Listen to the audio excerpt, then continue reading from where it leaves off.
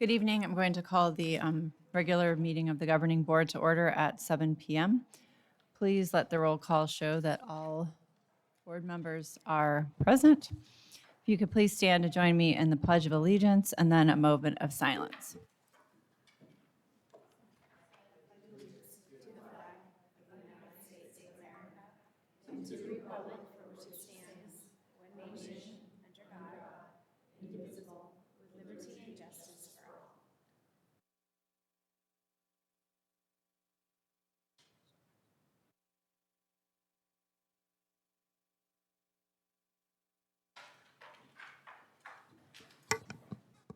Could I have a motion for the adoption of agenda? Make a motion that the governing board adopt the agenda with the except. Just one second. Did I do something wrong? Did I not read fast enough for you? You were reading too slow. That the governing board adopt the agenda with the exception of moving consent agenda item 5J for separate consideration. Second. I second. All those in favor, please say aye. Aye. Aye. Aye. Motion, any nays? Motion passes unanimously. We will move on to our finance report from Mrs. Mock. Mr. Miglerino, I'm so sorry. As will you. No, President O'Brien, members of the board, Dr. Finch, I am pinch hitting for Ms. Mock tonight, so I think you got the B team. I'll do my best. The two reports that we have, finance reports we have, include the May M&O report. I think it is worth noting on the May report that our projected carry forward, taking into consideration all of the information that we have with federal stimulus money that's available to us in this year, that now we are projecting almost $12.5 million worth of carry forward out of this year into next year. That is subject to change, so big asterisk next to that. We are still dealing with issues such as the concurrency, so students that may be enrolled in multiple settings, our district as well as other districts, as well as the reduction that the state will impose for the period of time that our students were in a distance learning model. So that number will change and probably will likely decrease from the $12.5 million, but right now that's the projection that we have at this point in time. And I'd be happy to answer any questions, I'm begrudgingly saying this, any questions that you might have regarding the May M&O report. Are there any questions from board members? No. Sorry. Thank you so much, Mr. Miglerino. The second report that we have is the enrollment report for the 180th day of the school year. So this shows a 5.1% reduction if we compare the end of this last school year with the previous school year. A little over 1,700 students is where we ended up on the last day of school.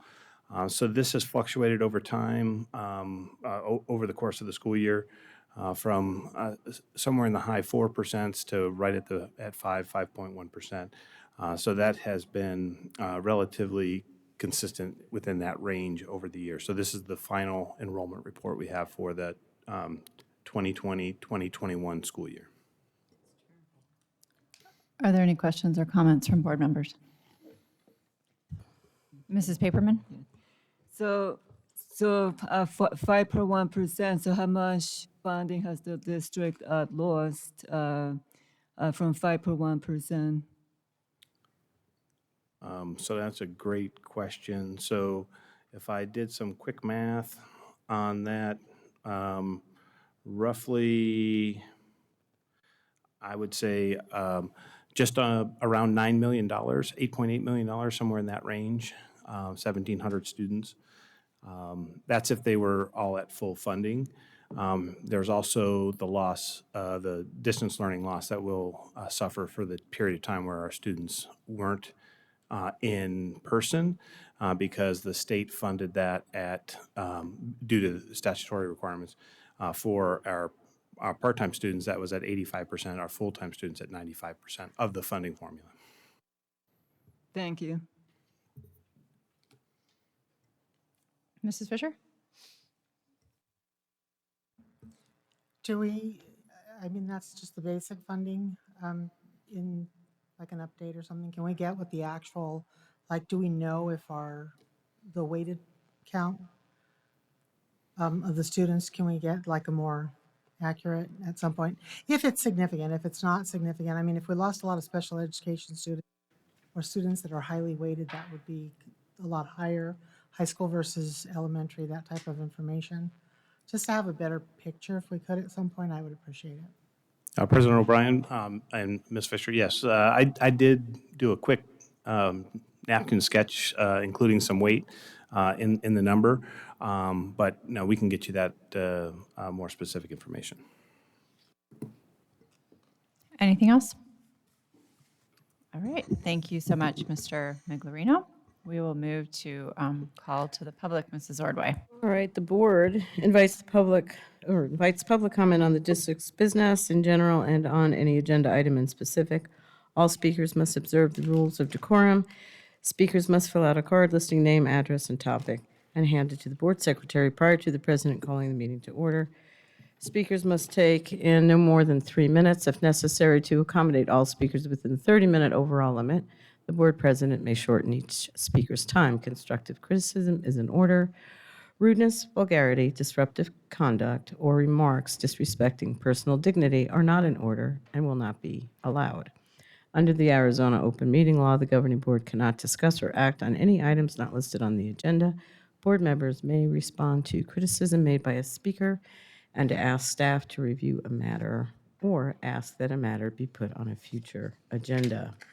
In this order, we have speakers Nicole Anderson, Rosemary Spalding, and Veronica Brandt. Nicole, if Oh, you'd and step up to the mic in the back mic of is the in room. back by the door.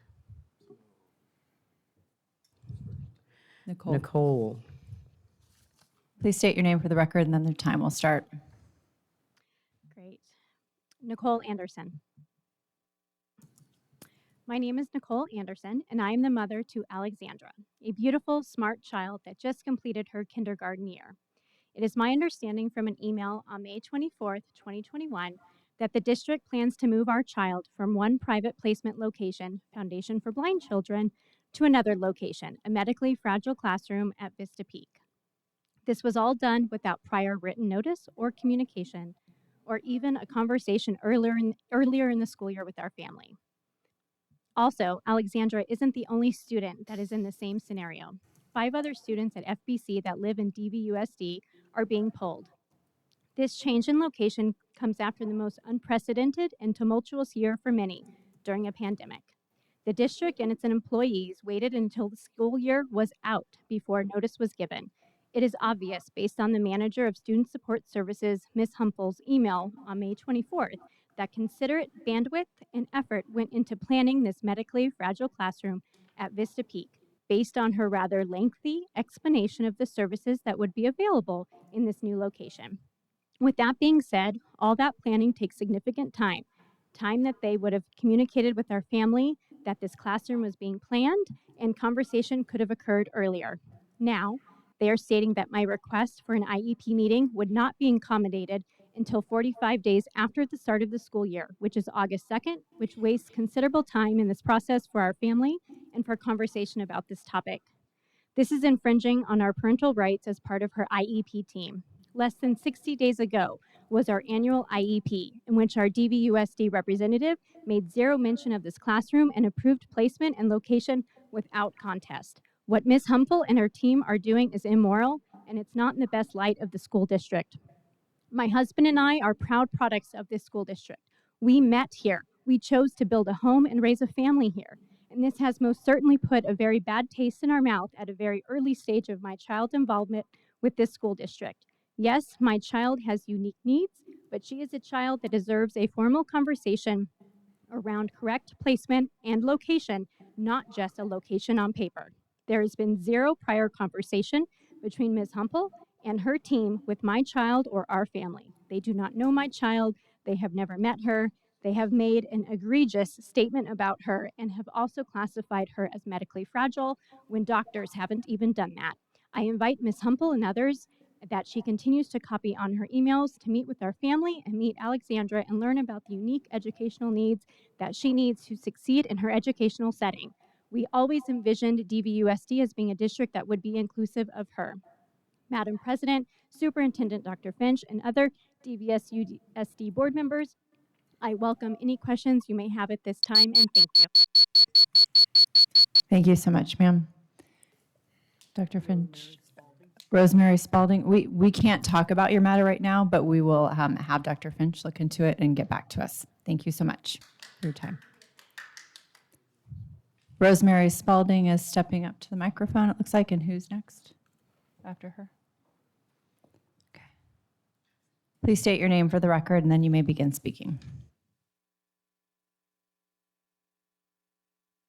Hold on one second, your mic's not on.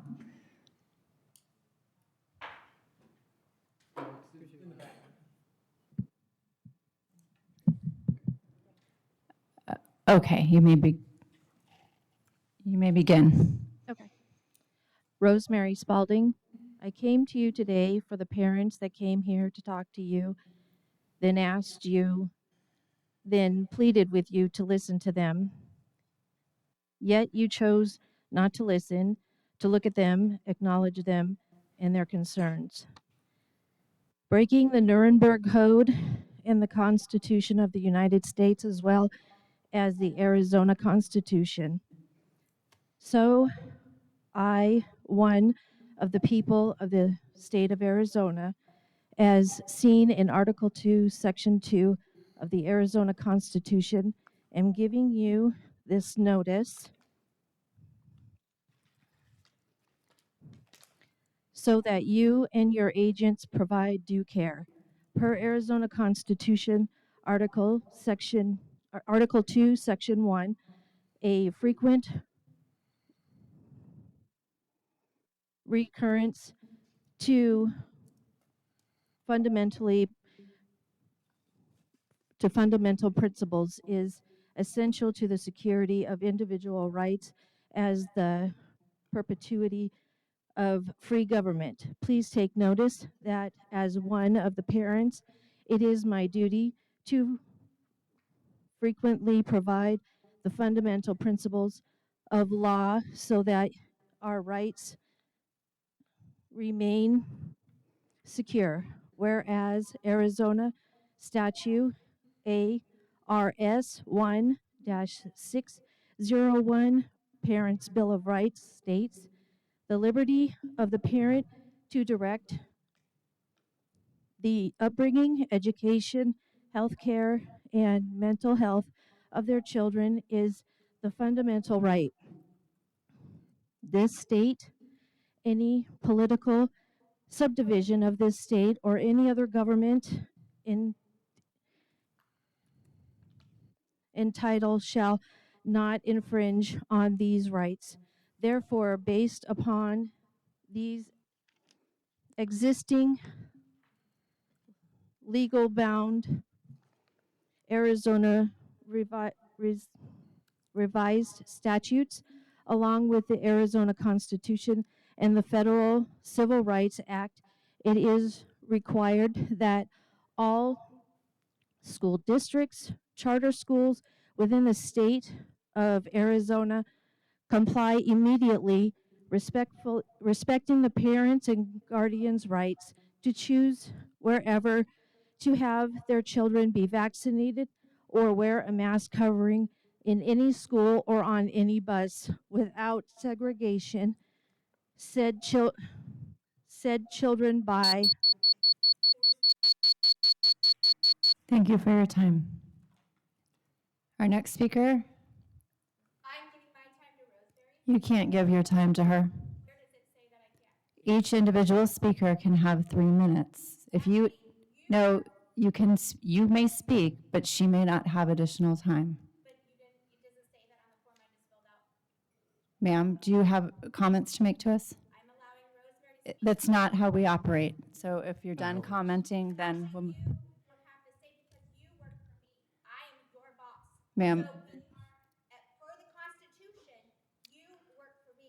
So I'm allowing Rosemary to speak for me. That's not how it works here, ma'am, but thanks for your participation. I'm the boss Unfortunately, this is not a public board meeting. This is a board meeting in public, so you get to watch. This is your opportunity to participate if you'd like. That's not how it Okay. works, unfortunately. It-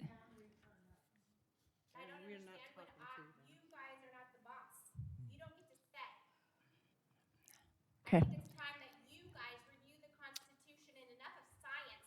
Fauci killed many people, and you guys are following the science. Maybe you should pick up a history book and follow the Constitution. All right, All right. we're going to move on with our Thank meeting. you. Thank you. I need a motion for the consent agenda. Well, you've been served. I would make a motion. I will make a motion. All right, I will make a motion that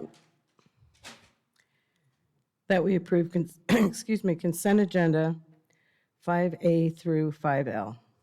With the exception of 5J. I second. Thank you. All those in favor, please say aye. Aye. Aye. Aye. Any nays? Hearing none, the motion passes unanimously. I would make a motion that we approve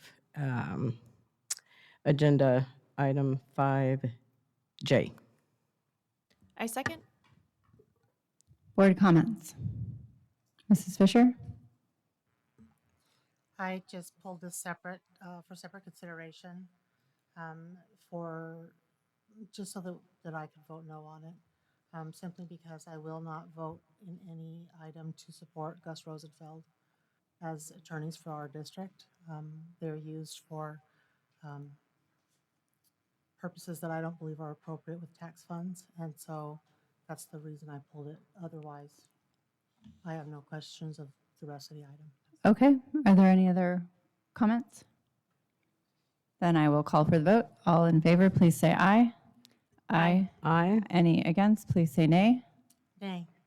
The vote is 4-1. Okay, we will move on to action item 6A. Make a motion that the board approve addenda pre-approvals. I second. Any discussion or comments, questions? Hearing none, all those in favor, please say aye. Aye. Any against, please say nay. Hearing none, the motion passes unanimously, and we would be on to item 6. 6B, I make a motion to approve the 20, I'm sorry. Oh. Everybody get a chance to vote? Yeah, it's just delayed. They're coming. Okay, They're we'll just- wait it. Okay, 6B. I'll make a motion to approve the 2020-2021 classroom site fund performance pay individual amount to be paid. I second. Mr. Miglerino? President O'Brien, members of the board, Dr. Finch. So we have the board approve the actual classroom site fund plan each year. So this was originally approved back in May of 2020 with a projection for the actual amount. But we, as the year progresses, we have to determine exactly how many teachers qualify for performance pay and any carry forward funds that we have left over in the account that we separate for performance pay, for teacher performance pay. So the amount actually is going up from the projection of $2,680 to $2,982.65 per FTE. I wanted to recognize Dr. Smith, especially because he is here. He does all of this calculation for us.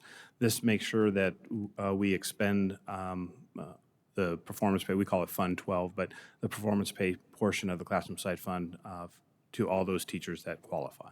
And I'd be happy to answer any questions. Do board members have any questions or? Again, we apologize, no questions. Okay, all those in favor, please say aye. Aye. Any opposed, please say nay. Hearing none, the motion passes unanimously. Yes, we're good. Okay. I would make a motion that the governing board accept the administration's recommendation to consider and if deemed advisable, adopt a resolution authorizing the issuance and sale of tax anticipation notes by the district. I second. Mr. Miglerino. President O'Brien, members of the board, Dr. Finch. So each year, we explore this option to issue tax anticipation notes to be able to help with our cash flow needs, to make sure that we have enough money to be able to afford the things. Just especially the state aid payment is actually, I'll call it regular, and not to get into the debate over the rollover, when the state doesn't pay us the last payment until the following month in July. But our tax collection is not uniform. So we receive taxes twice a year. This allows us to have the cash flow necessary to be able to meet the expected expenses for the year. I will want to comment that due to the fact that we just reviewed the M&O report for May and the large balance that we mentioned, almost $12.5 million being projected, we believe that the tax anticipation note need for next year will be reduced. To put that in perspective, this year we issued $30 million worth of tax anticipation notes. This resolution is not to exceed $20 million, in part due to the fact that we do have a larger cash balance due to some of the federal stimulus dollars that have been infused into our budget. This has been reviewed by our legal counsel, and I'm not sure if we'll sell the $20 million or not. Typically, that will happen in July. It is also worth noting that we do plan to sell the tax anticipation notes to the county treasurer. So the county treasurer has a responsibility to invest the funds that they have in their portfolio. This TANS initiative would be an initiative that is part of a pool, so we're not the only school district in the pool. Several districts will join with us. The collective amount will be sold to the county. That helps in reducing the cost of issuance for issuing it as a private party to the county treasurer. And they, in turn, get a rate of return that meets their performance objectives. And so it becomes kind of a win-win for the taxpayers, right? So the county as a whole benefits, as well as all the districts in the pool benefit, because the tax anticipation notes are a more cost-effective way to meet the cash flow needs for us for next school year. So I'd be happy to answer any questions regarding the TANs. Any questions? Okay, then we will call for the vote. All those in favor of approving the TANs, please say aye. Aye. Aye. Aye. Any opposed, please say nay.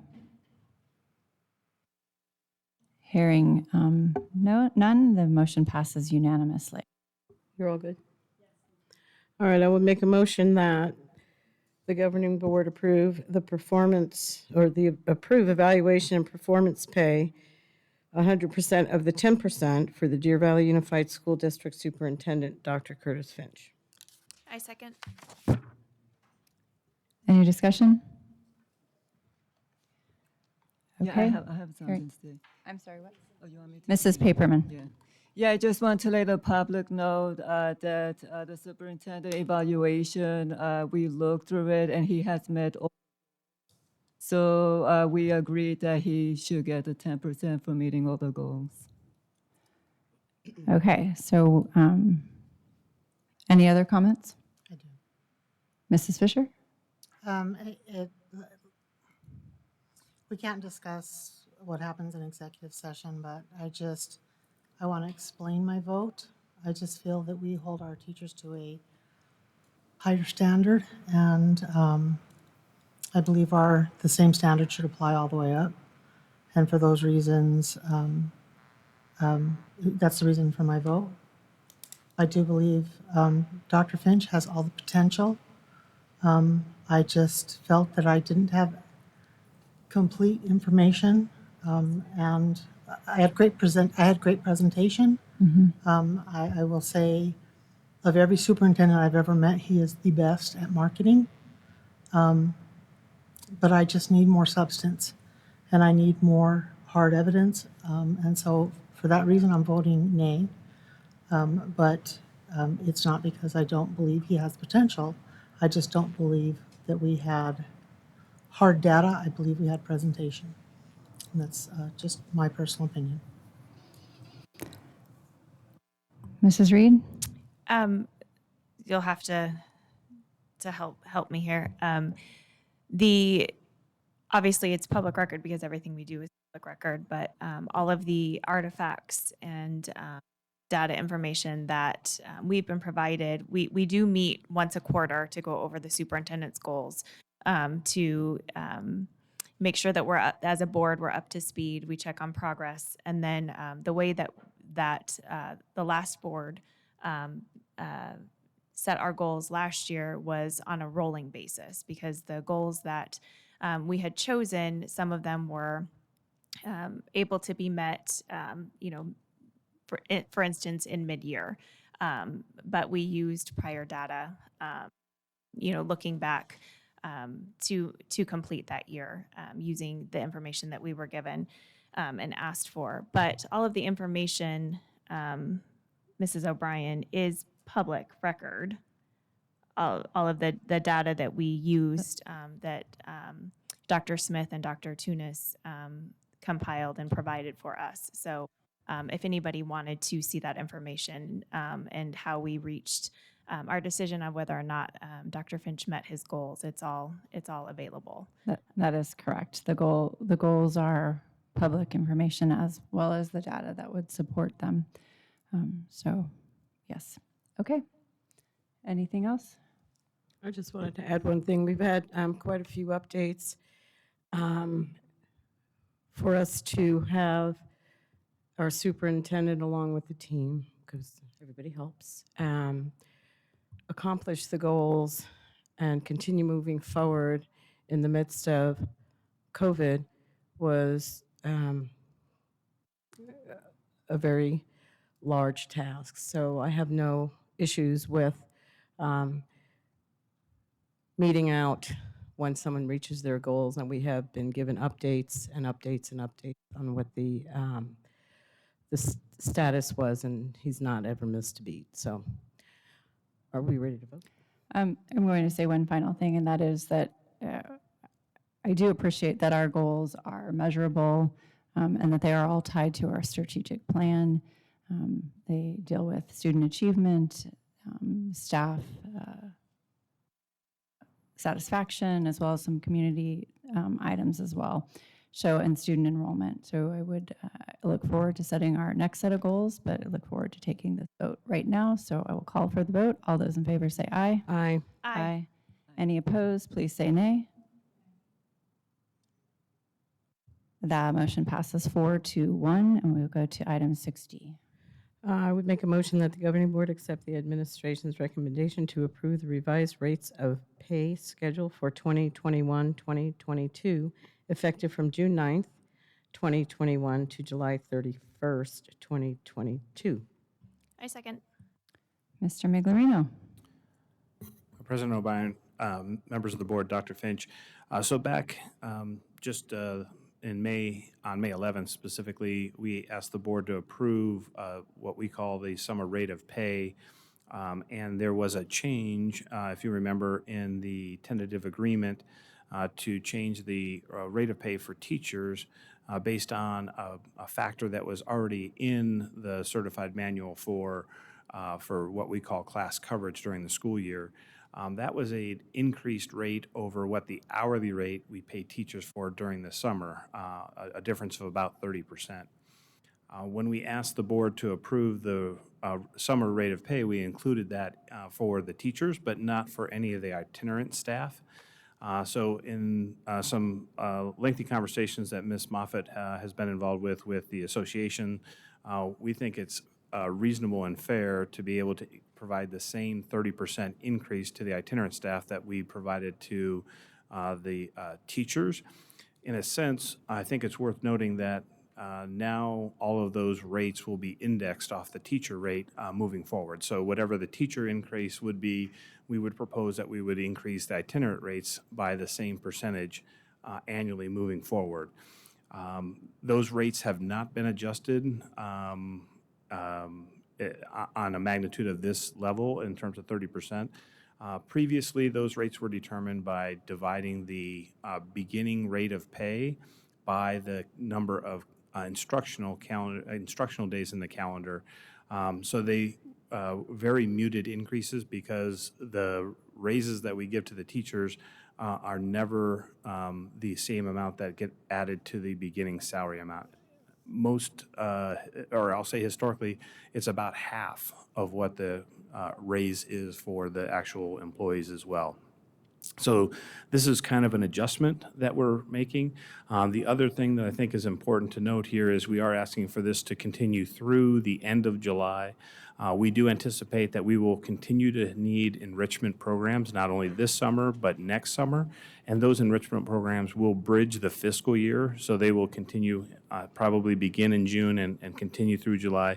For consistency's sake, we're asking for these rates to be established through July of next year because we are anticipating needing enrichment programs so that the teachers would get the same rate of pay. Because in many cases, they're doing the exact same work in the same program. They just happen to start in June and don't end until July. They get two different rates of pay. We get to determine what those rates are and when they're effective. We think this makes the most sense for teachers to be able to have the same rate of pay for the work that they're doing in June and July. So I'd be happy to answer a question the board might have. Any questions? Mrs. Paperman? Yes, I have a question. So the teachers get a 30% rates, classified rates. Do they have 30% too?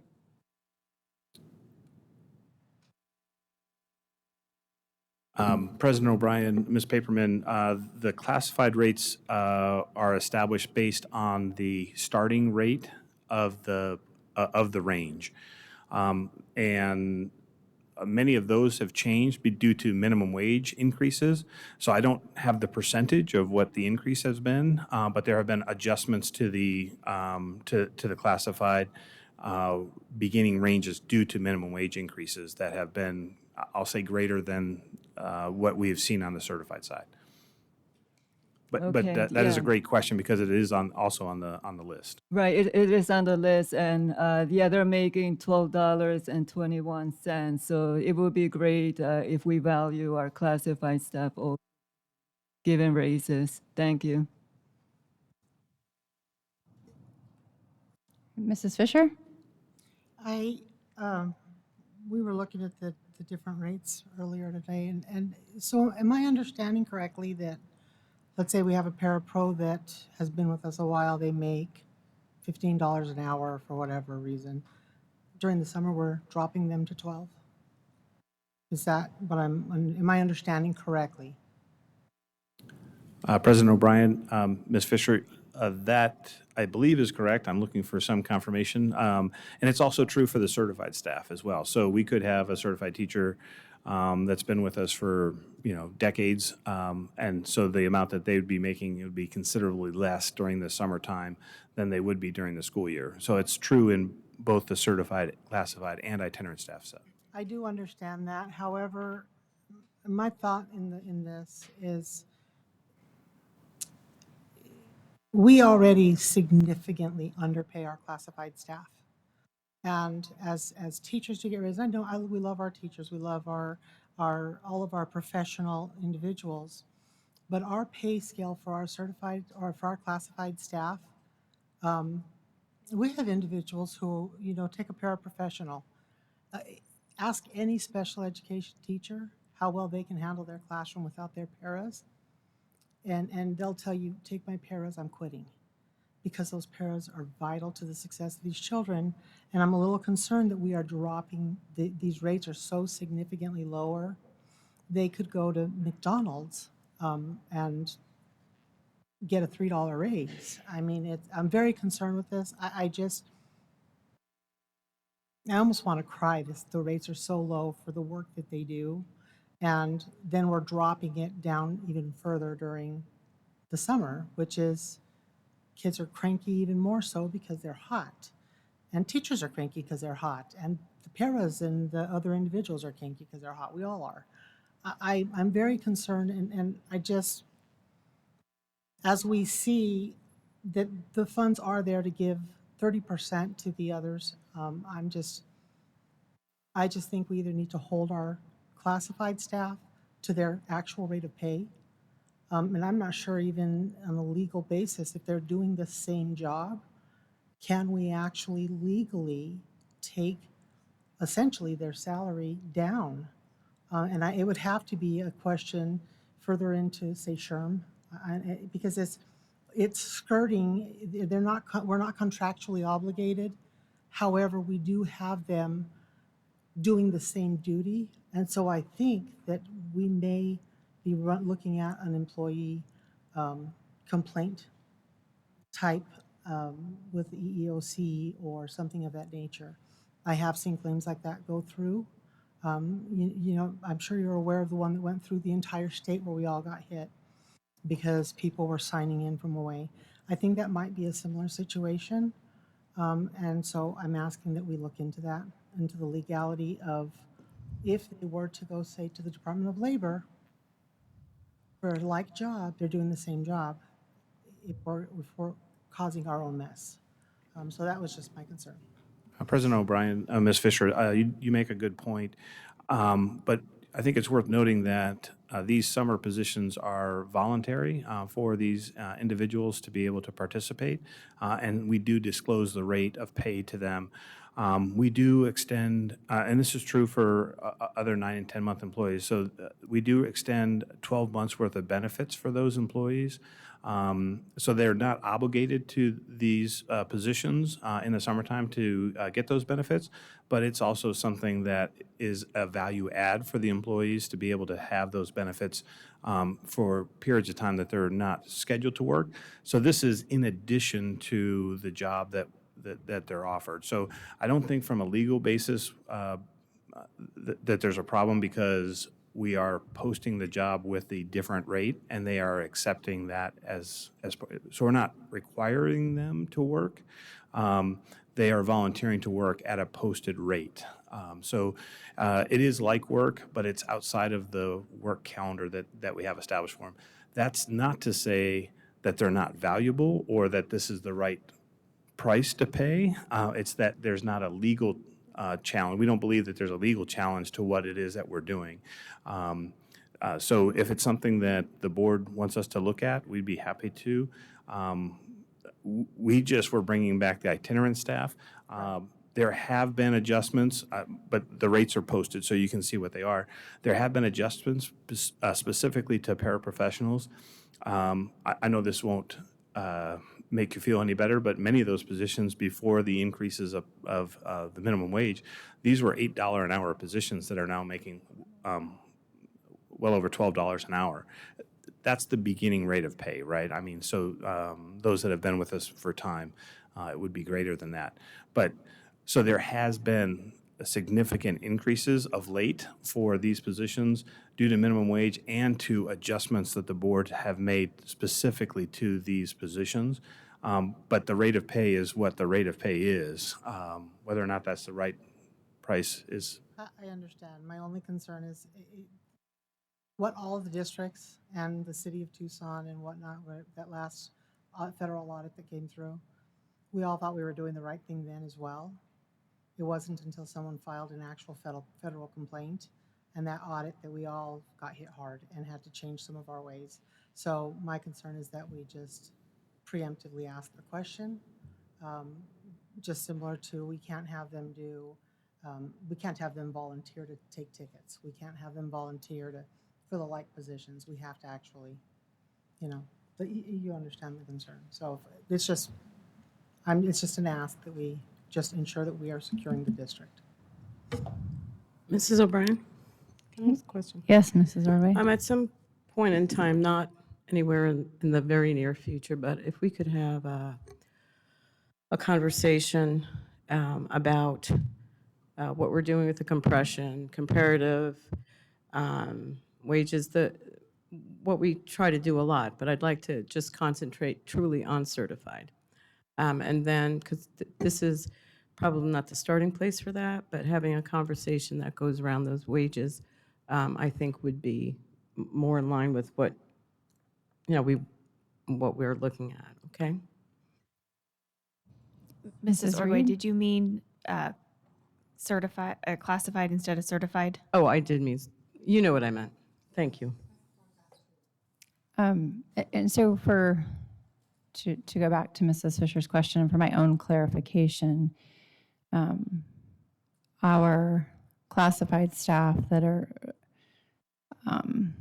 like a paraprofessional is on a 9 or 10-month contract, and then we are advertising other jobs that may be paraprofessional jobs, but they are for a short period of time during the summer with a posted pay rate. So those folks are going through an application and / interview process for a summer job when they wouldn't normally have work under their original school year contract. Is that correct understanding?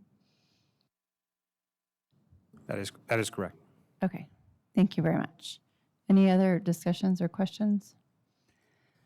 All right, all in favor, please say aye. Aye. Aye. Any opposed, please say nay. Hearing none, the motion passes unanimously.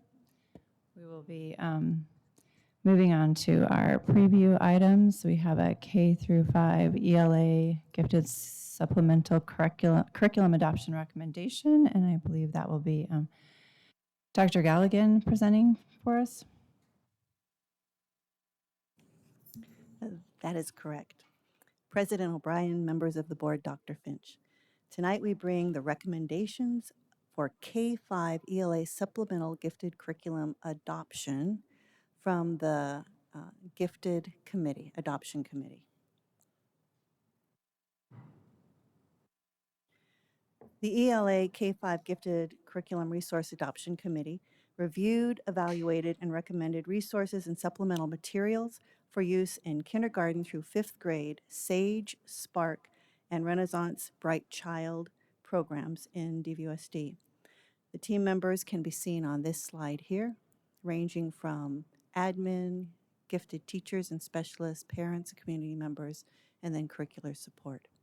The committee began in January, and materials were on display from February 12th through April 29th. We advertised through in-person at Barry Goldwater High School, virtually through the district website. Information about the adoption was shared with all teachers, gifted specialist teachers and Renaissance teachers, who then shared information about the adoption materials out with their parents. You can see our rationale is the last adoption for gifted resources, and their supplemental was in 2012. You can see that currently we do have older copies of William and Mary ELA units. William and Mary is one of the few vendors, and this is a university that have specific materials for gifted learners. We do have junior great books in some of our schools, and those are actually from a prior adoption before 2012. So it's a little spotty out there. All of our gifted classrooms in English language arts do have our general education ELA resources. So our gifted ed teachers who have children either in a pullout or in a course type situation have interreading for kindergarten through 5th grade, and then our 6 through 8 ELA previous adoption. Just a little background. The SAGE program is DVUSD's content replacement program. It generally serves children in 3rd through 6th grade. All identified students meet daily in a SAGE classroom in lieu of general education classroom to receive their instruction in English language arts and or math from the school's gifted specialist. The Spark program is DVUSD's content enrichment program. The program is primarily for gifted children, but also applies to high achieving and high potential children. Many times our Spark program is in our smaller schools or in our Title I schools so that we can provide enrichment to more. The Spark program generally provides services through kindergarten through 6th grade. And as I mentioned, it is an ongoing enrichment learning program that addresses needs of gifted learners.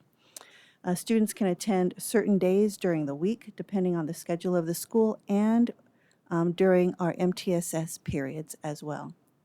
Jacob's Ladder, as you see here, from the William and Mary School of Education, are the recommended materials for these two programs.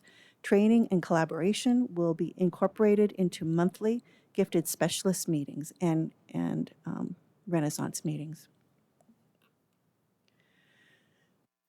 The Renaissance is a highly gifted academy. We have two of them, one at Highland Lake, at Canyon Springs.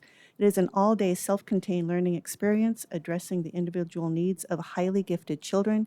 Those children parents have completed an application. That application has been reviewed before children are placed in that program. Students work at an advanced level and an accelerated pace. Our Bright Child Kindergarten program is offered also at Canyon Springs and Highland Lake.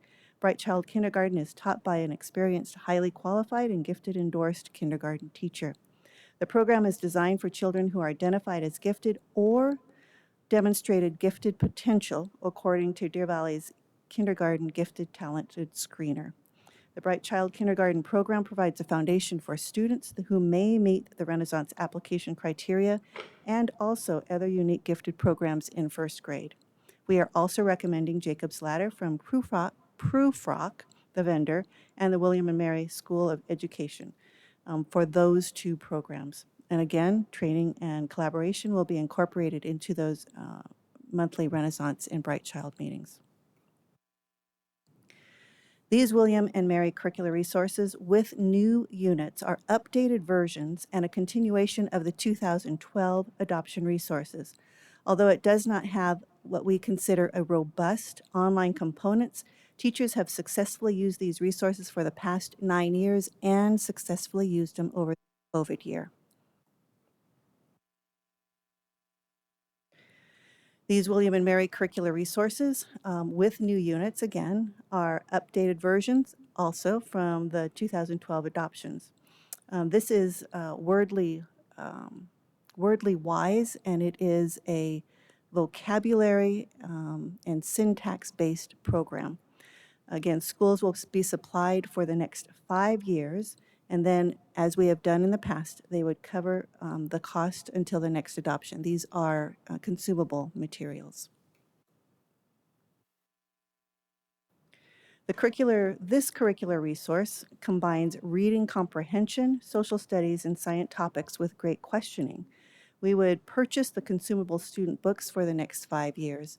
The unique thing about our Renaissance program is that it is literacy-based, but many multi-units between ELA, science, and social studies occur.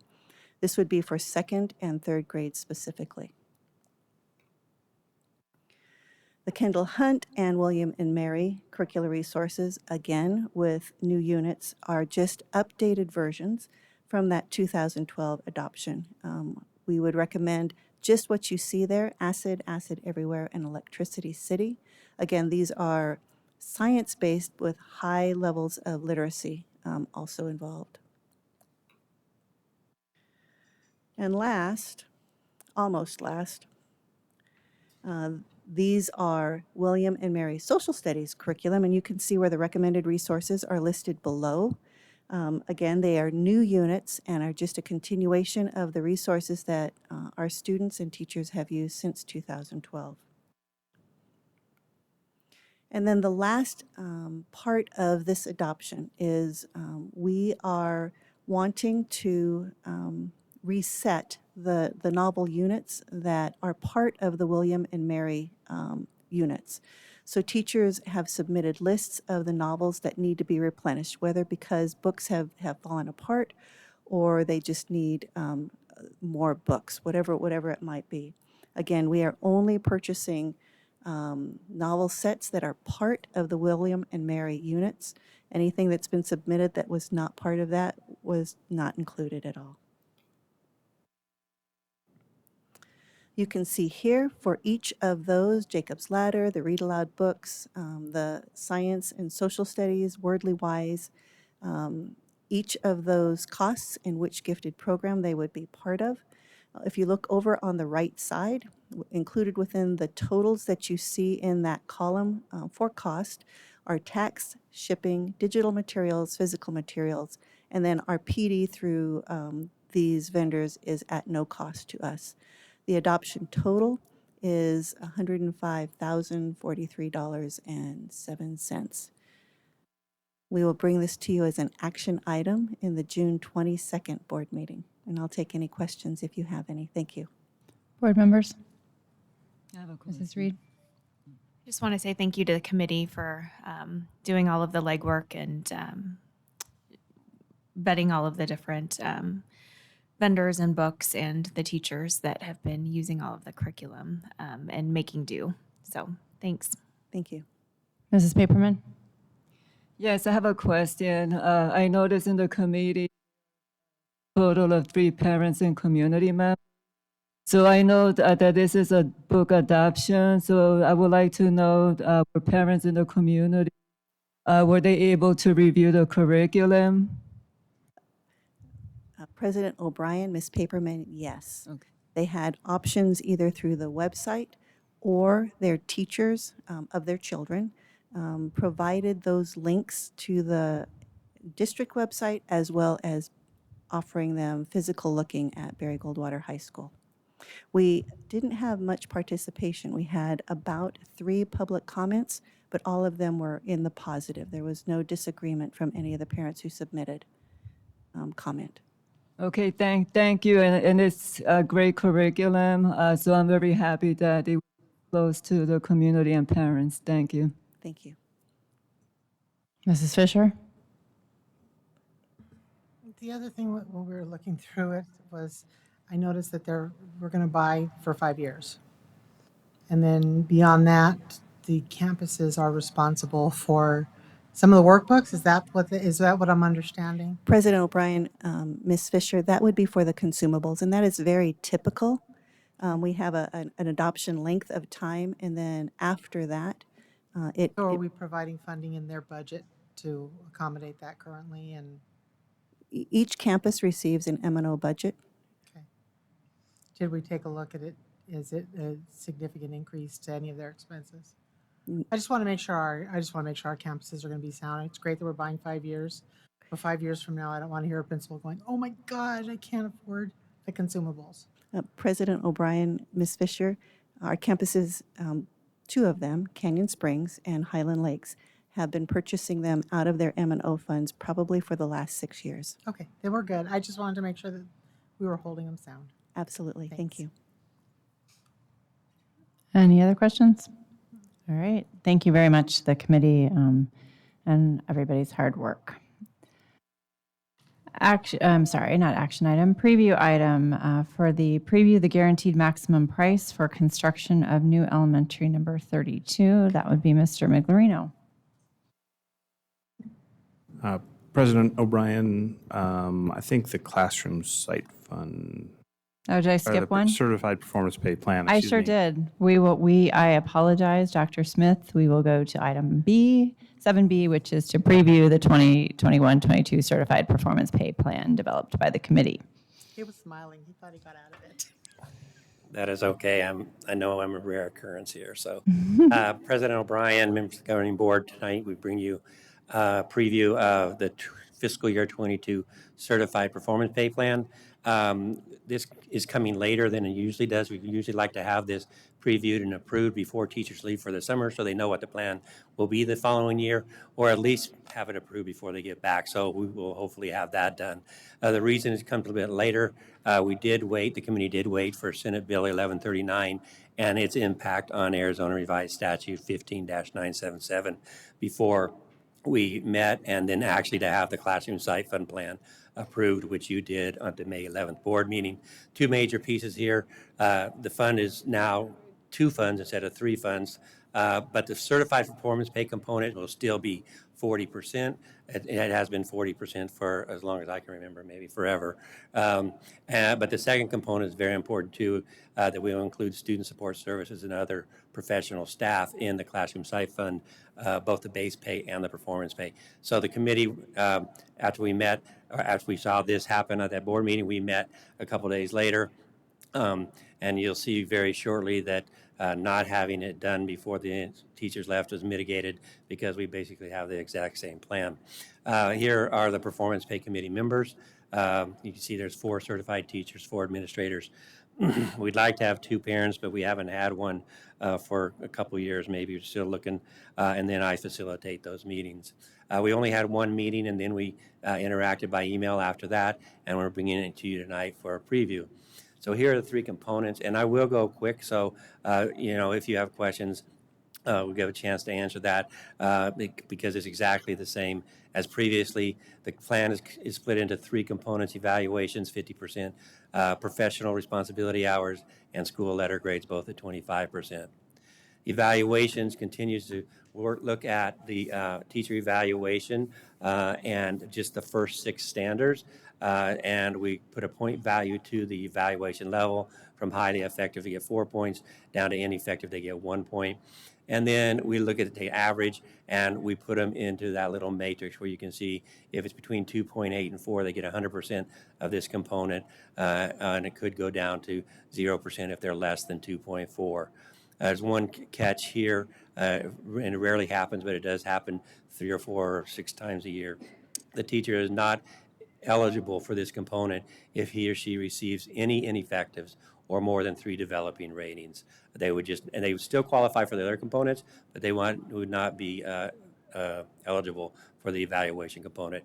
Quickly, here's some examples, mainly to show you on that teacher 1 example. The committee in the past has wanted to make sure that if a teacher's got all effectives, they should qualify for 100% of this component, and they do, as you can see here. As a matter of fact, teacher number 2, they could get 1 developing and all effectives, and they would still qualify 100%. It would take 2 developings before they would qualify for that lower payout. Responsibility hours continue to be the same, 25%, total to 20 hours. If you remember, we did amend this year's plan a couple months ago to make that 15 hours because of the year we had and the opportunities that teachers had to get those hours. But the committee believed we should move it back to 20 hours because we'll have those opportunities more next year. And this is basically a yes or no component. Either the teacher did those or the teacher did not, as designated by the principal. The principal tells me every year for every teacher, either yes they did or no they didn't. And again, the vast majority of the teachers qualify for this component. School letter grades, I'll probably spend a second talking about this because it does get confusing. This is not dependent on any individual school letter grade. It's dependent on how we did as a district across all our schools and the letter grades. So the payout is driven by the percentage of schools with a B or higher letter grade. So every teacher would receive the same proportion, whether they were at an A school or a B school or a C school. Hopefully we get rid of those C schools, but they would all see the same proportion. If we're above 70% A's and B's, then they get 100% of this payout. You can see down there in a little note at the bottom, it would take 12 of our schools to have a C to drop this to 75%. So again, we have always gotten 100%. Every teacher has always gotten 100% of this since we've had this component. There is an appeal process in this plan, just like there has been in every plan that I've been part of, where they can appeal basically just their evaluation. It has to be a procedural breach in their evaluation process, and the appeal has to be returned to HR by this date and time. And then we have an appeal committee that meets. The appeal committee consists of 3 certified members and 2 administrators. School letter grades, of course, are not appealable once they're finalized by ADEs. They are what they are. There are a couple other ineligibility conditions that have been in the plan for several years now. Formal level of discipline, termination or separation in lieu of formal discipline, non-renewal for inadequate classroom performance, or if the teacher simply did not complete their contract or they abandoned their contract. Those would all make them ineligible for any of the components, all 3 components of the plan. And then finally, once again, this is prorated based on the time and job and the FTE. So both the amount they can receive and the requirements for hours are prorated. If you were here at 0.5 employee, you would only need half of those 20 hours. You would only be eligible for half of that performance pay too. And you can see if you were here for at least 75% of the year, you qualify for 100% of the pay. And then as you drop down to 50%, you qualify for 75% of the pay, et cetera, et cetera. And just a note that we do consider, make sure we look for if they were out or on leave to take into account FMLA so we don't penalize them for that time that they are out. I'd be happy to take any questions. We will bring this to the next board meeting for your approval. Any questions or comments, board members? Mrs. Paperman? Yes, I would like to know the evaluation. It's percent for teachers, is the student data aligned with the evaluation? For example, like student growth? The evaluation itself is, but that's standard 7, and we only use standards 1 through 6 in the performance pay plan. So the student learning objective is not part of the performance pay. Okay, thank you. Anyone else? All right. Thank you, Dr. Smith. Sorry about my oversight there.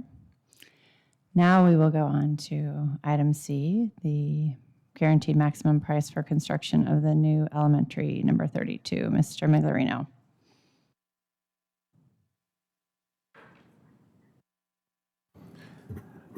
President O'Brien, members of the board, Dr. Finch, we are pleased to bring to you a preview item for what we refer to as the guaranteed maximum price for elementary number 32.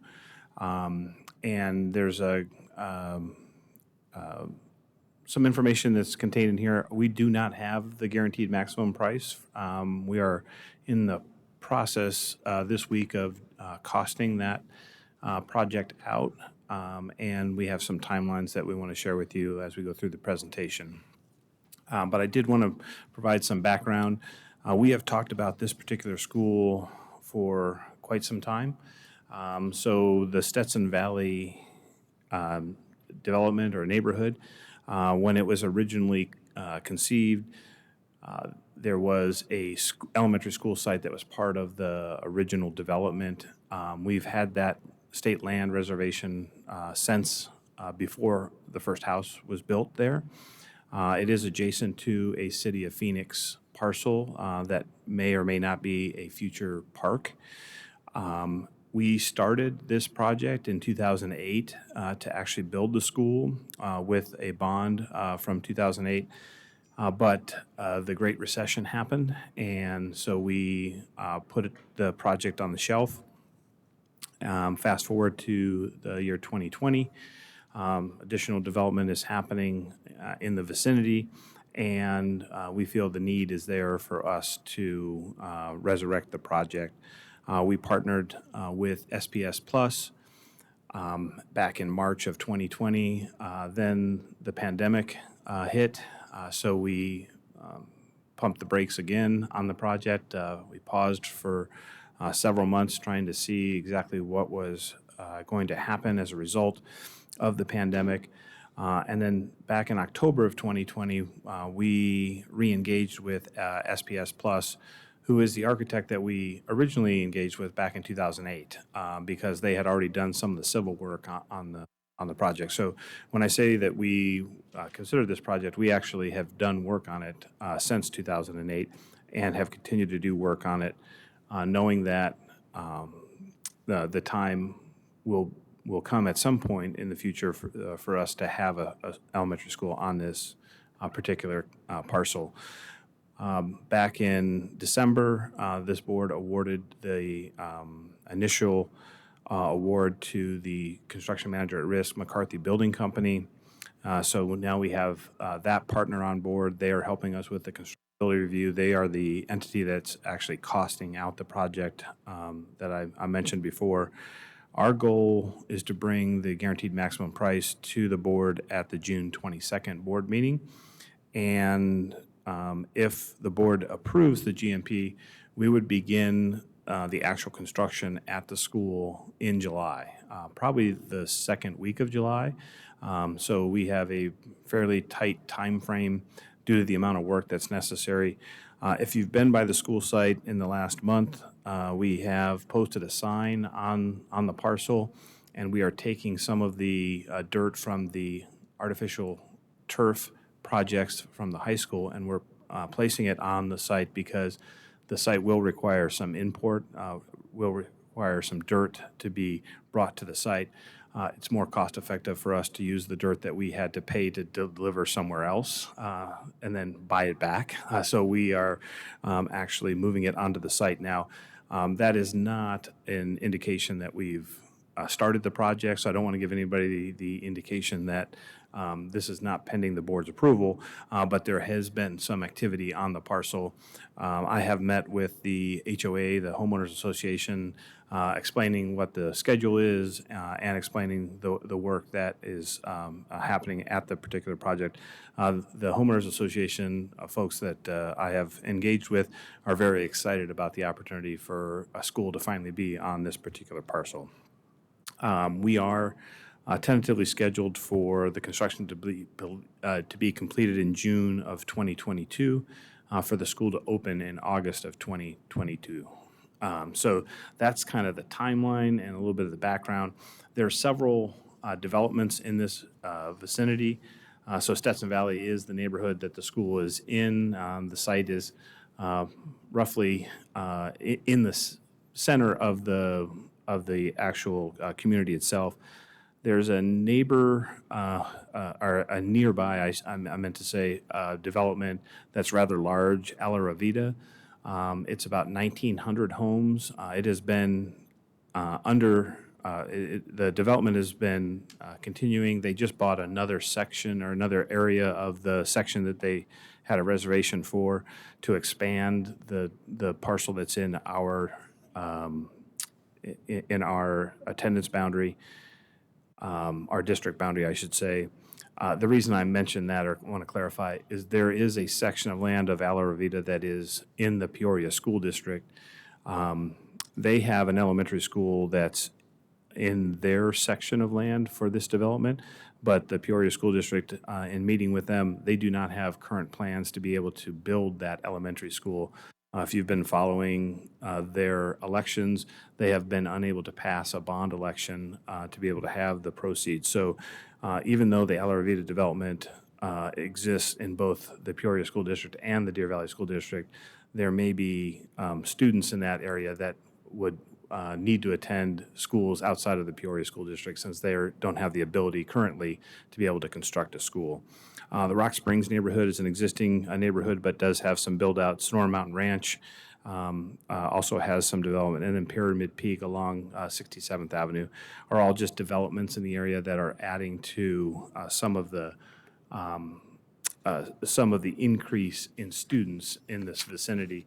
This is the current elementary boundary map, and only share this because this will be complicated when we talk about the boundary for this particular campus, because it will affect a number of schools. It will affect K-6 schools. It will affect Hillcrest Middle School, potentially affect Hillcrest Middle School. It will affect some K-8 schools. And the student population as it exists today is not uniformly spread out in close proximity to the school site. There's a concentration that exists that might be even greater than what the new school could occupy in the development that's happening in close proximity to the school. So it will be a little bit of a challenge to work on the school boundary, but first we need to decide if the school is going to be built, right? The board has to approve that. There is a statutory requirement for us to follow if when we go through a boundary change, whether it's a new school or a boundary change, so we'll be obligated to do that. I'm not sure if Dr. Smith knows this, but we have volunteered him to do that, I think, this time. I'm joking, of course. He happened to be here, so I thought I could nominate him. Here's what the student enrollment looked like in October of this school year. We've shared this previously with you when we talked about the bringing on the architect and general contractor partners. You can see Stetson Hills is already over capacity currently. Terramar is approaching being over their capacity. And there are some limitations on both those campuses to be able to expand those schools due to the parcel that they sit on. This is what it looks like for the projection for next year. So for next school year, the 21-22 school year, both Terramar and Stetson Hills will be over capacity. All the schools actually increase in their student number with the exception of Hillcrest Middle School, because they are rolling up the K-6 schools that they serve into their population next year. Their actual number decreases just ever so slightly. This is what the demographer's projections are for those same schools. And again, I'm naming these schools because they're in close proximity to the proposed elementary 32 school site. But it's not that all of these schools would necessarily be impacted. Again, it'll be dependent on the school boundary itself. But you can see orange means that the school has exceeded its capacity, and the actual actual numbers are showing there through 2021. The projected last three columns. I'm only showing the last three columns because the demographer has indicated in the latest report that there's an anomaly with the pandemic, so it actually it has the potential to skew what the actual projections will look like going forward if he tries to provide some sort of weighted factor for the pandemic. So trying to discount it in some way. How is yet to be determined, right, in terms of how fast will our student population recover from the pandemic. But even in a conservative estimate that they've provided, as I mentioned before, Terramar and Stetson Hills will be over capacity, and West Wing will be greater than 90% of their capacity in the projected years. So based on those factors, we believe that the time is right for us to build the school. I did want to make a comment regarding the budget. This is included in the 2019 bond authorization, and we are seeing escalation in pricing for all of our construction projects, and so it's a little bit of a challenge for us when we look at the price of this, but all of the I'll say construction experts believe that the escalation in construction costs will continue to rise. So if we were to delay building this school, it would probably just cost more in the foreseeable future. And we're already struggling to be able to meet the budget with the allocation that was in the 2019 bond. So I just want to give you kind of a pictorial reference. The school is based on both the Stetson Valley, Sierra Verde design, both Gavilan Peak, really kind of really fashioned after Sonoran Foothills or Elementary 30. Elementary 31 or Union Park had to be a two-story design, so it was relatively unique. We did get input from our curriculum folks about the design of Sonoran Foothills, and we've incorporated a couple minor changes to the footprint. But this will look very similar to Sonoran Foothills in terms of how it would lay out on the actual parcel. Inspiration Mountain Parkway is the road, the radius road or arcing road that's at the top left of the actual drawing here. And then the intersection would be Pinnacle Vista that would actually align with the entrance to the main parking lot. So that gives you some sense of the crossroads. Most of all of the homes in Stetson Valley are already built, so we do have homeowners that are neighbors to this parcel already. The City Park parcel that I mentioned before is the south of the soccer fields that you see there. We have not been able to find out from the city what their intentions are with that particular parcel at this point in time. This is kind of just a, again, since it's modeled after Sonoran Foothills, you can see the resemblance to the front administration building if you're familiar with Sonoran Foothills. Just for the record and maybe for the audience, we don't intend to call it Elementary 32, right? I mean, that's just a placeholder for now. We have a process for actually naming the school. I did mention the budget earlier. We do have $20.4 million of the bond that's authorized for this construction of the school. In addition, $835,000 in an anticipated adjacent ways authorization. So that's built into the budget that we'll talk about later in this board meeting. So 21.235 is the target for the guaranteed maximum price that we are intending to bring back to you. Not only is price an issue, also availability of product and construction products has become a concern for us, hence the need for us to start in July for us to meet the timeline to open in August of '22. So with that, I will open it up for questions. Again, it's just a preview item, so we're not actually making any decisions or taking action on this evening. Thank you, Mr. Miglorino. Board members, do you have any questions? I definitely Mrs. Fisher? So yeah, I actually was out at the site today.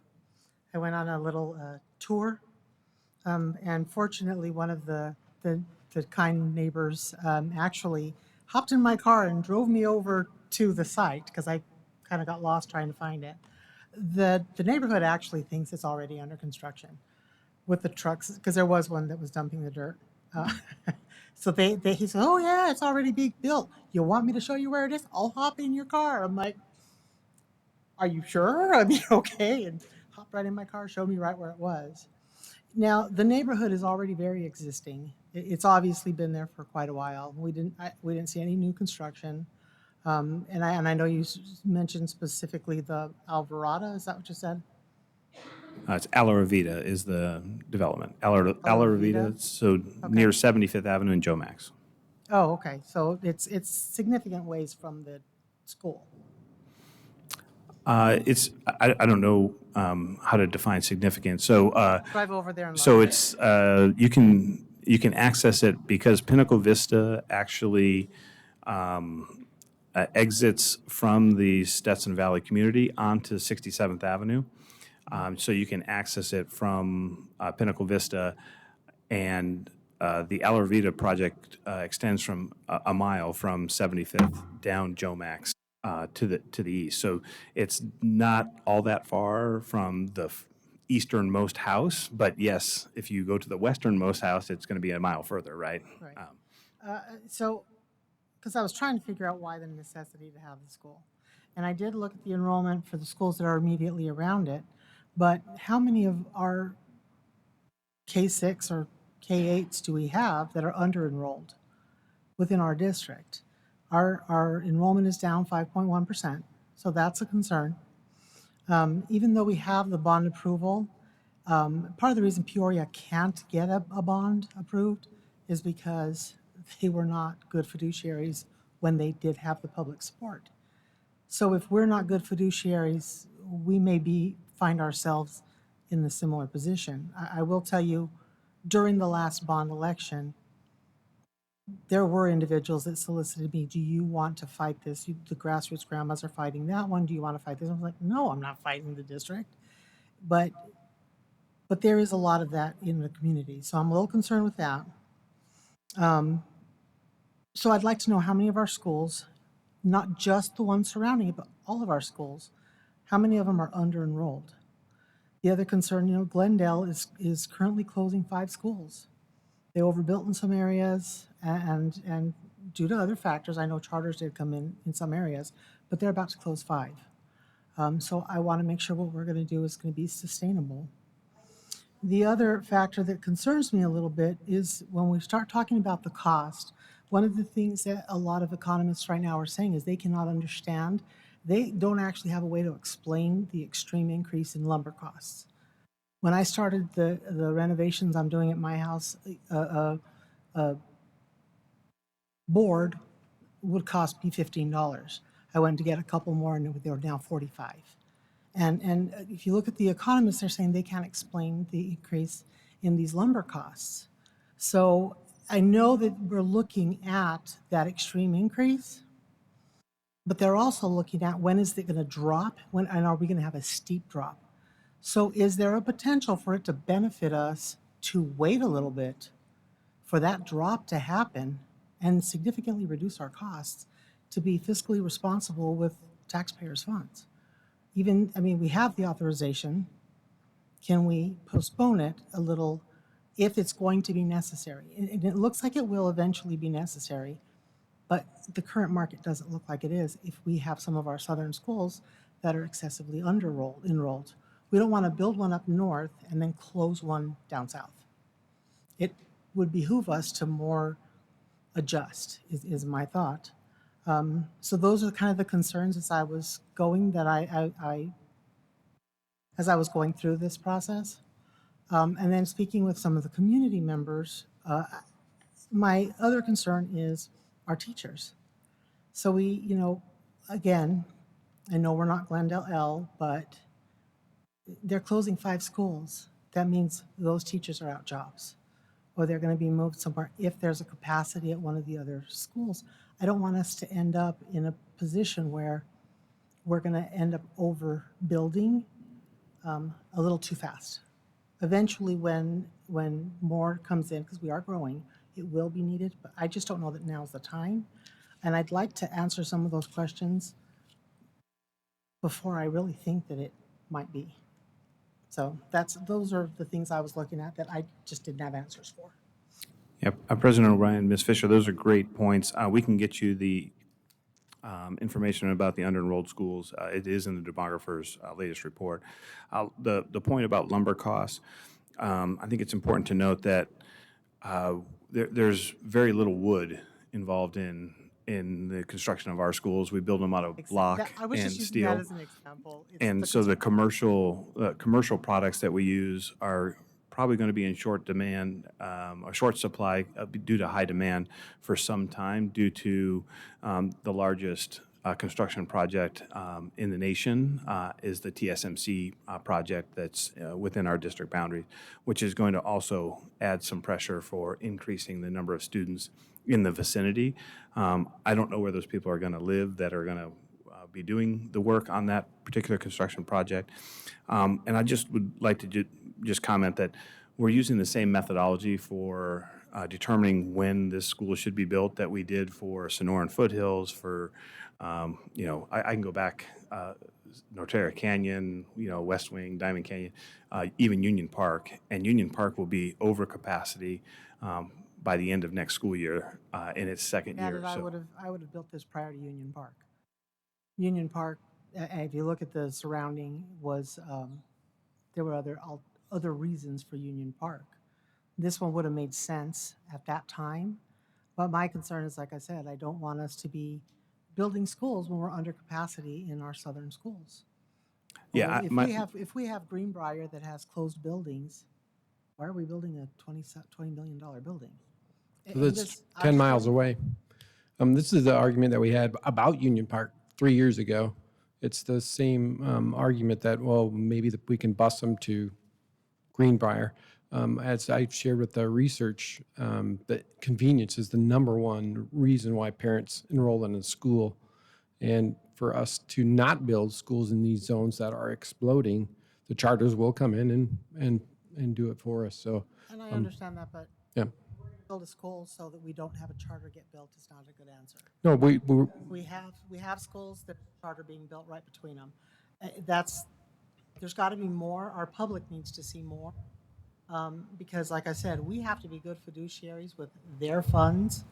Because if we're not, the next time we ask, they're going to say, "No, you didn't. Yeah. You didn't take care of my." We had money the back." same discussion about Union Park, and now it's going to be over capacity as well. So we predict that this zone will continue to accelerate. Maricopa County is the fastest growing county in the nation, and construction costs are going crazy. So we think this is the best time. That's our professional opinion.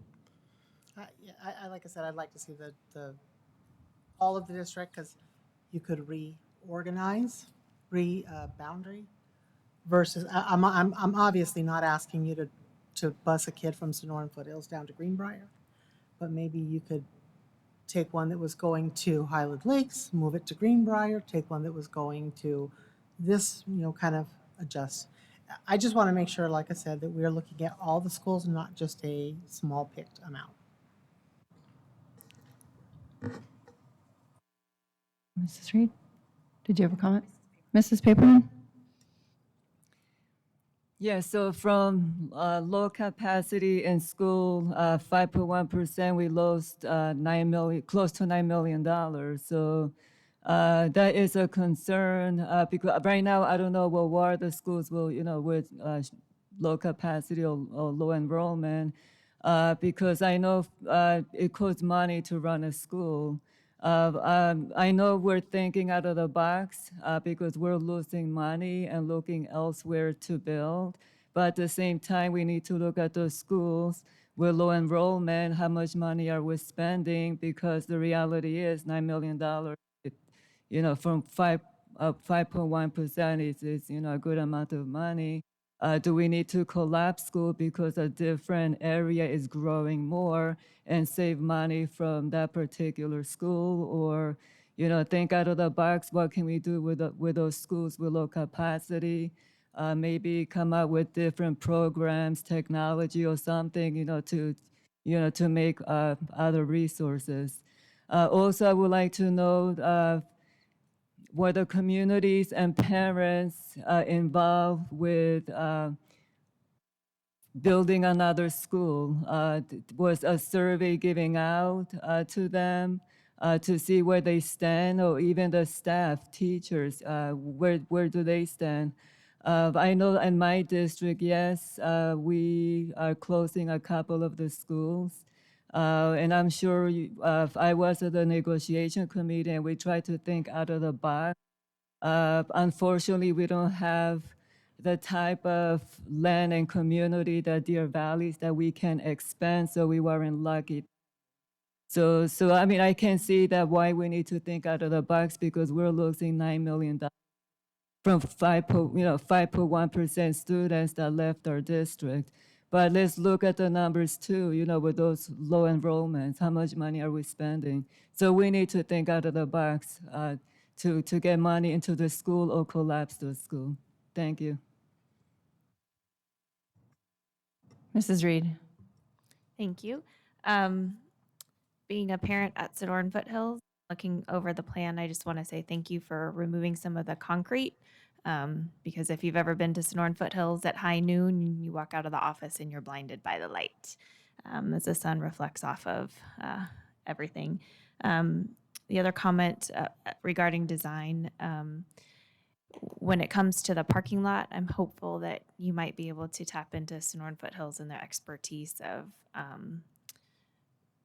utilizing their parking spaces and parking lot procedures the best way. It's taken several years to kind of finagle that and figure that out, and a lot of trial and error and a lot of additional school and district resources to repave and repaint and to make sure that we got it right. I would like to request that we have a study session again on with the demographer's report and growth in the city of Phoenix, especially with TSMC coming and our North Corridor continuing to expand and state trust land continuing to auction off those parcels. I think it's really important for our board to know what's on the horizon. I sit on the North Gateway Village Planning Committee, so I hear all of the rezoning cases that come first. And one of the really unique and challenging issues up in the 85085 zip code is there's a lot of land and a lot of multifamily developers that want to come in and develop that land. And typically in a school district, you have a lower percentage of students who come from apartments. Except in 85085, there are 4 times as many students that come from apartments as they do in any other zip code. So we have a large number of families that are living in apartments that attend our schools in the northern sections. And with several more that are coming over the next 18 months, I'm not sure where we're going to put them. With TSMC, there is a small housing development that sits off of Dixoletta and I-17 that we rezoned about 18 months ago that I imagine we'll start to see some movement on and be built that will have a few hundred homes in it, and that's zoned for Stetson Hills already. Mr. McLean, I know you know which parcel I'm talking about. And then in a meeting with State Trust Land a few weeks ago, they were looking at and had some inquiries from housing developments on the south side of the 303 in the Biscuit Flats area that would also be zoned for Stetson Hills. So there's going to be a lot of growth and a lot of movement, and that's just in the northeast section of our district, not including all of the state trust land that might go up on the 303 for the west side of our district. So that's super important. And then I do just want to bring up, one of the things that was in the update. Up in the Norterra Canyon, Union Park, Sonoran Foothills area, we did do a survey of parents, and they were highly interested in attending a traditional school. And when the district provided the option to bus students from that section down to Bel Air, they said no, it was too far. So it is, my belief and my thought process, and from the parents that I've spoken to in the community, they want their kids to go to the school that's closest to them. That's where they're rooted. They want they don't want their kids to sit on a bus for 20 minutes. That's why, even though Sonoran Foothills and Union Park and Norterra are zoned for cold water, the majority of students choose to go to the high school that's the closest to them. So they go to Boulder Creek or Sandra Day O'Connor because they don't want their kids sitting on the bus. They want to go to the school that's close. So I understand that aspect. I want to be close to my kid's school too. So Brian. Thank you very much. Thank you. Did you have a comment, Mr. Miglerino? Just one comment, if I may, President O'Brien, Ms. Reed. Yes, we did incorporate the Sonoran Foothills drop-off design in the design that we shared with you in the presentation. So thank you for your participation in helping us improve that dramatically. Excellent. It's always good to hear when we take things that work from one school to another school. I appreciate the presentation this evening and would also just like to comment that I think that if we're going to have a study session on the demographer's report, we can certainly talk about that. We would also maybe have some conversations with the City of Phoenix folks regarding planning and development, as our current housing shortage will probably cause more building and infill, not just on our state land. So areas where there's an acre or two or 4 or 5, they're trying to figure out how to put as many homes or apartments or rental or townhouse or condos. And I think that will continue as TSMC and all of the suppliers for TSMC start coming. So that could be another aspect. Certainly want to make sure that we have enough openings for the students, especially since Deer Valley was a pivotal part of their decision in picking us. So if there are no more questions or comments, we will go to our next item, which is also from Mr. Miglerino, and that would be the Deer Valley Education Foundation Memorandum of Understanding for the 21-22 school year. Oh, I'm sorry. I was waiting for the motion. I forgot. It's a preview item. So each year we bring back before the governing board the Memorandum of Understanding with the Deer Valley Education Foundation. There's a long-standing history of their support of the educational needs of our district. This basically just renews that for the upcoming year.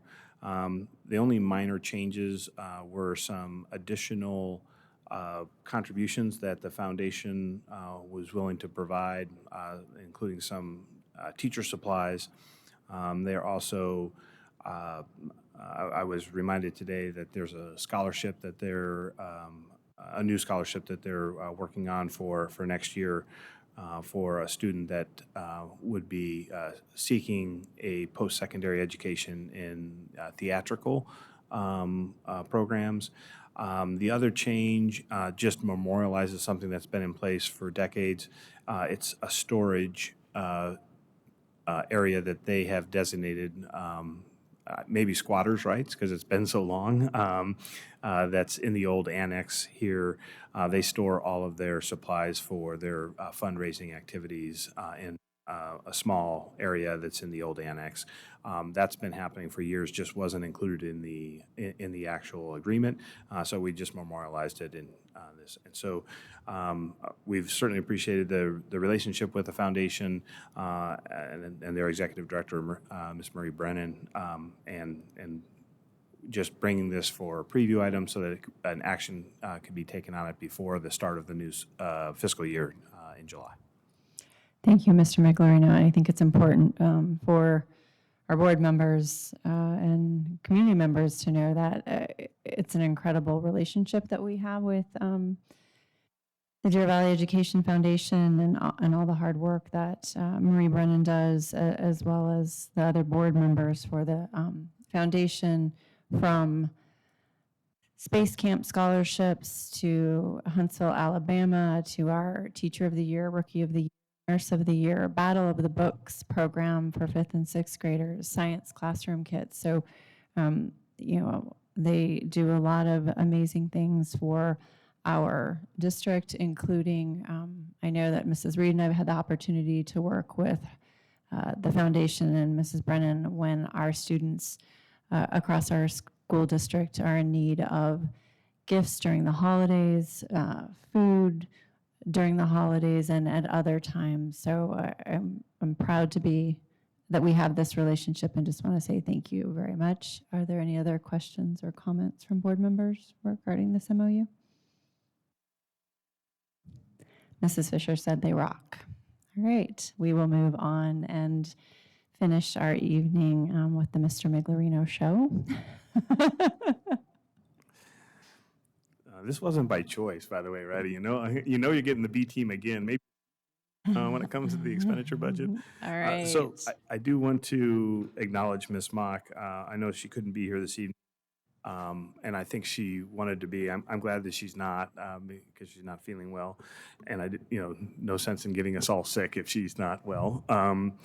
But she did all the work on this, so you are getting truly somebody that's pinch hitting, and just wanted to recognize her for her efforts to put this together.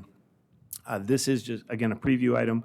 It is to kind of set the, or at least establish the information that's going to be requested of the board to consider at the June 22nd board meeting. That's when we will propose the budget. This step is not required in statute for us to preview the budget, and it's still a little premature because if you follow the legislature, they are still not finished. We do not have the state forms to actually complete this information. We have a set of temporary forms that we're using, but there is this gives you at least kind of an overview of what we think we're going to be able to present to you guys on the 22nd. Even on the 22nd, it's just the proposed budget. That will not be the official budget. That is slated for the July 13th board meeting when it would be adopted. So there's a publication that's required for us in between those two. But this step isn't required, but we do it so that we can certainly keep the board apprised as we're going through the process. Much of the information that you're going to see has already been shared with the board in one way, shape, or form. So the salary recommendation that we've brought to you previously, the benefit recommendation, the staffing changes that we've talked about throughout the year, all of those things are just now being incorporated into the actual documents itself. So in terms of input, lots of information goes into this. Certainly the communication, as I mentioned, and other board approvals that have happened in, I would say, the last 6 months. District Budget Committee that met back in December, and the survey process that we engage with our communities to be able to get the priorities of the community included, and then our conversations with our employee groups, the negotiation solution team meeting. They meet throughout the year, and those have been included in here, as I mentioned, in the salary recommendation and benefit recommendation that had been previously approved by the board. The timelines listed here, again, we have statutorily till the 15th of July to have the budget approved. So we have the one and only board meeting that's scheduled in July right now is July 13th for us to approve the adopted budget. There will be a difference, and I think this year it may be exaggerated in terms of The official state forms, which, because we're funded on current year funding, the state forms and our working budget, or the gold book, or we call it the budget book, those numbers will not be the exact same numbers, because we're going to be projecting a student count that is yet to be seen, right? We don't know exactly what that student count is going to look like. I will say we're going to be conservatively optimistic in terms of students returning to our district. And I say conservatively optimistic, meaning that we don't think it's going to get any worse, but we don't think it's going to be so rosy that we're inflating the amount. But the state forms require us to complete a certain portion of them that could be different than our working budget. We will true that up throughout the year as we present the actual monthly financial reports to the board. But just wanted to make that, and that's true every year. It's probably just going to be exaggerated in this year because we're trying to guess at a student population that involves a pandemic. So what does that look like? The highlights of the budget factor. So it does include the override continuing at 15%. That's what the voters approved. Does have a small inflationary increase at 1.21%. That is in the formula amount that we receive in terms of inflation, what the state would provide. There's an additional per pupil amount, which is the final. This gets a little complicated, way in the weeds, but it's just under $33 that we're receiving in the final payment of the 20 by 2020 governor's initiative to teacher salaries.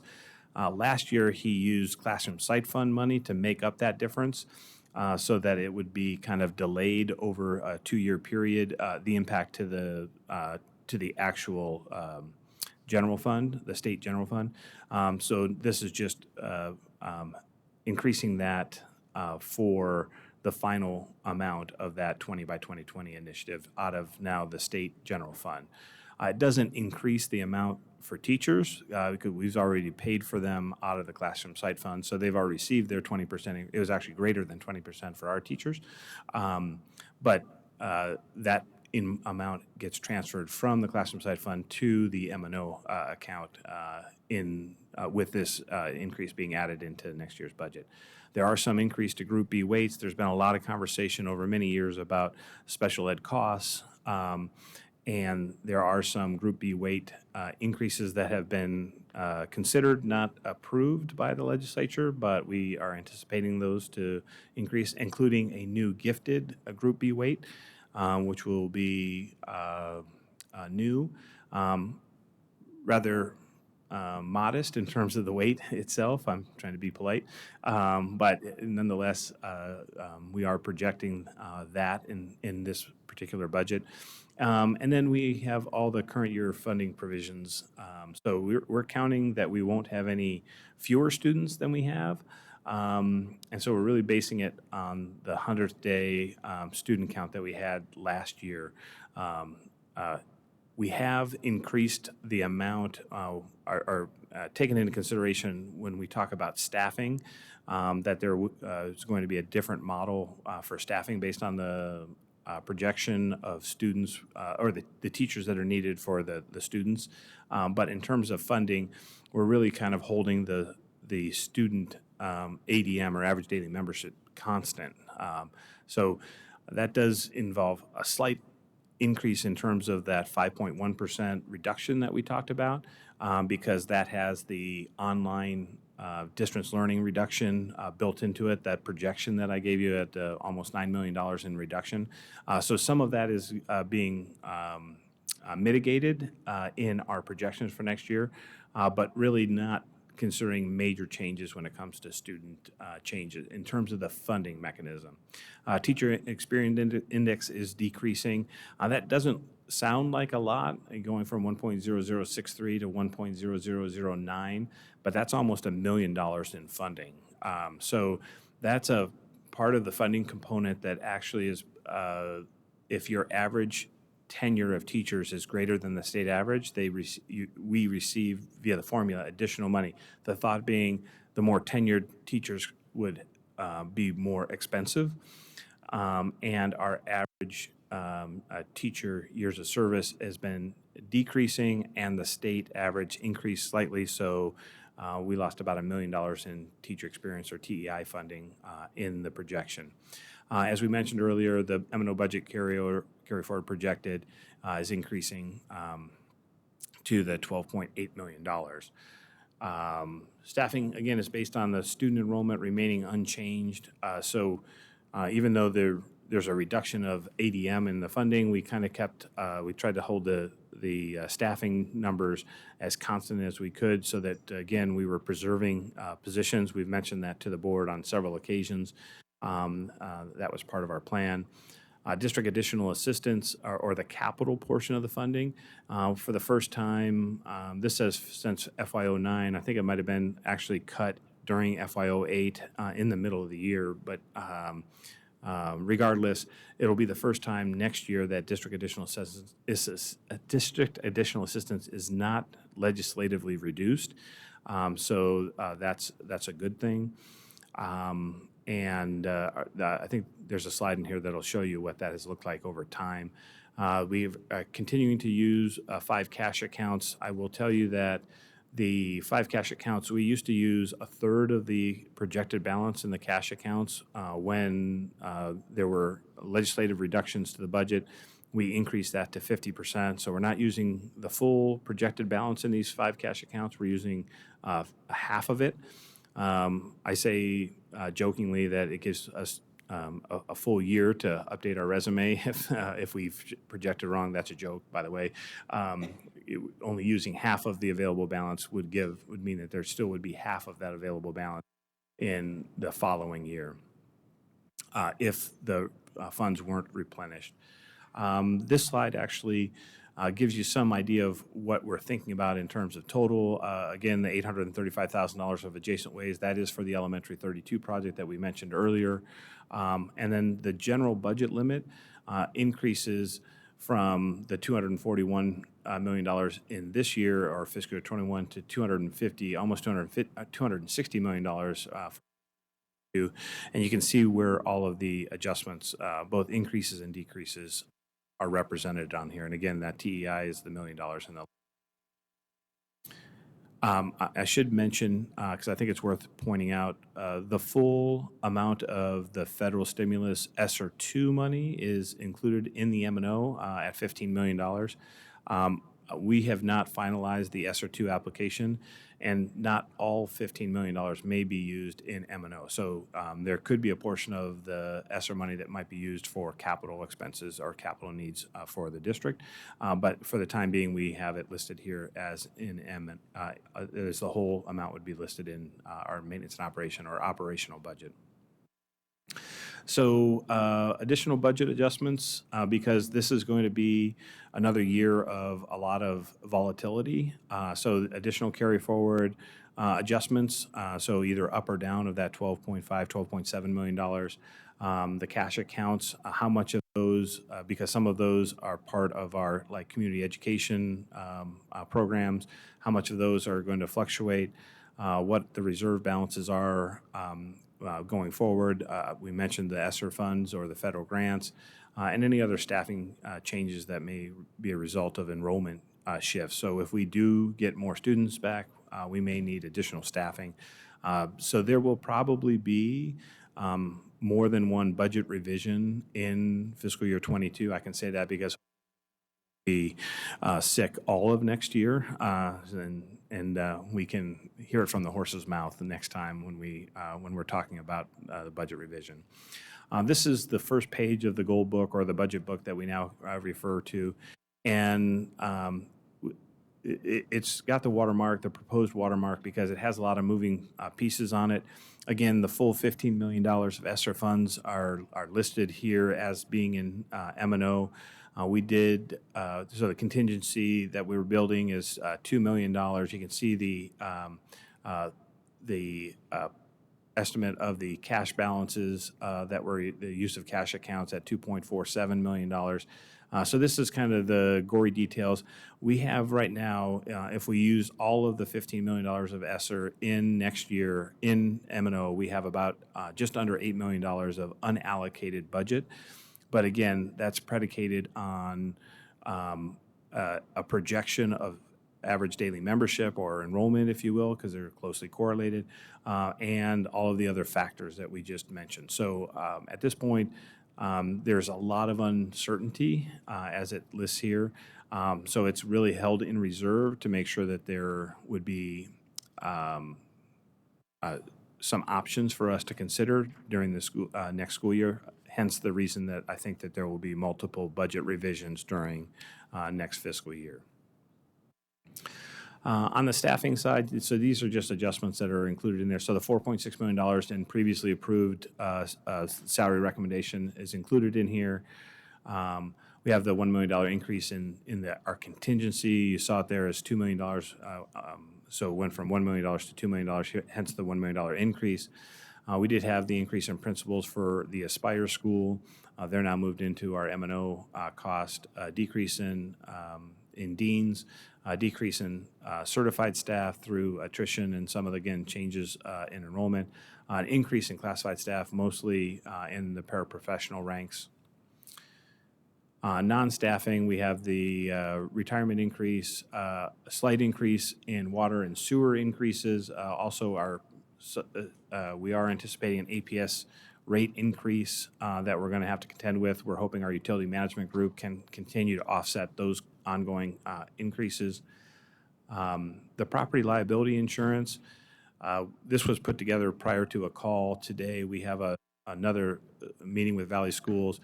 This is an area that has become an increasing challenge for us. I don't think the $300,000 might not be enough of an increase for us.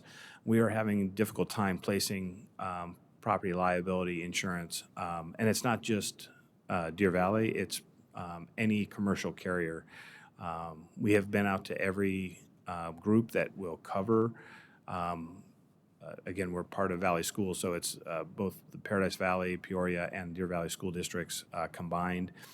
We're having a very difficult time getting our coverage picked up by any carrier.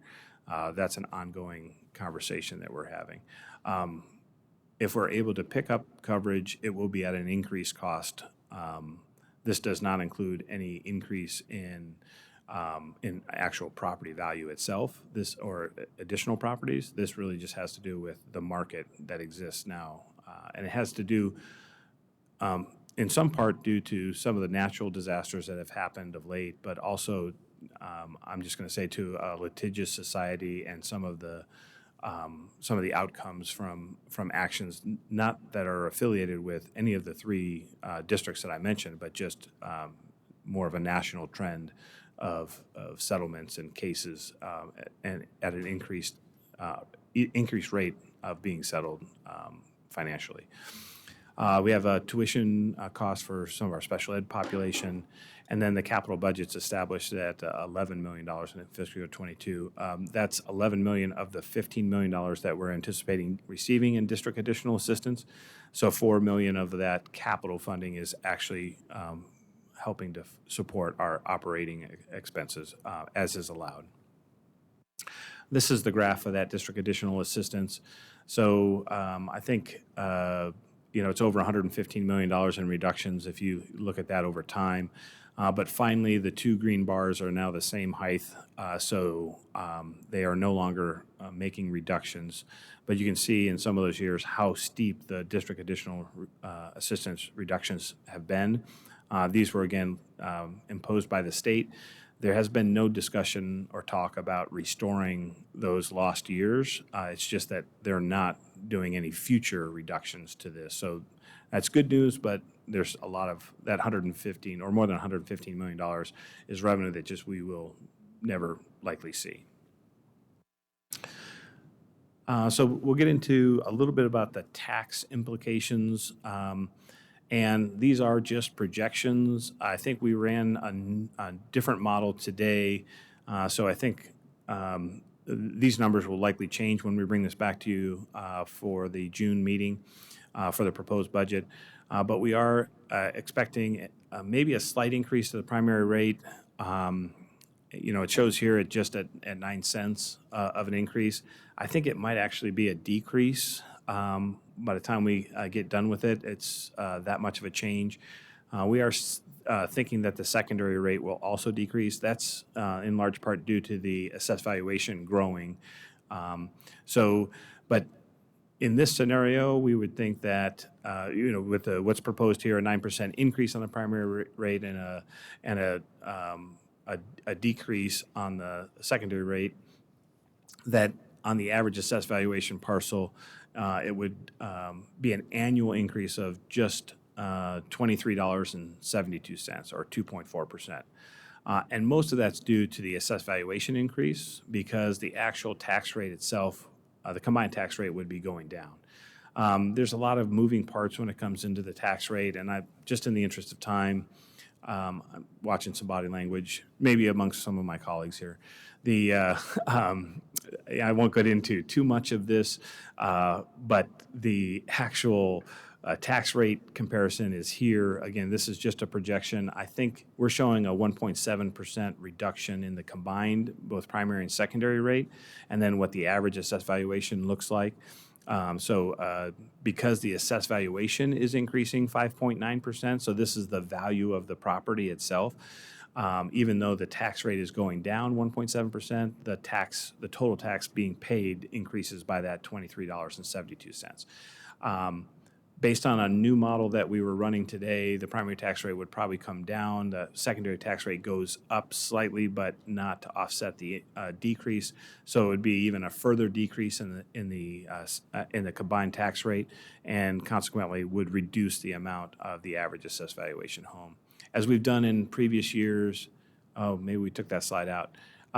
We've shown you what some of the actual parcels, because this changes. This is the average assessed valuation home in the district.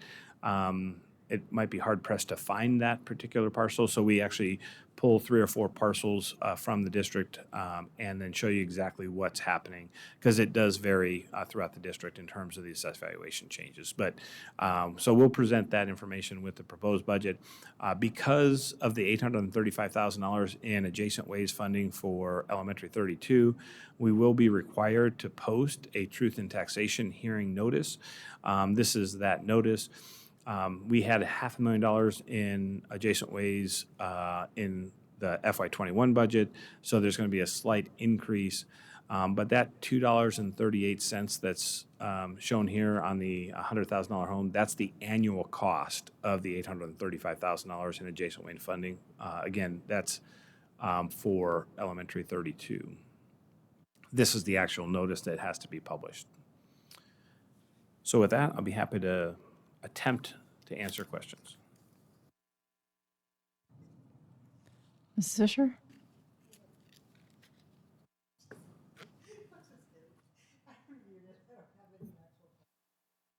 Okay. All right, Mrs. Paperman.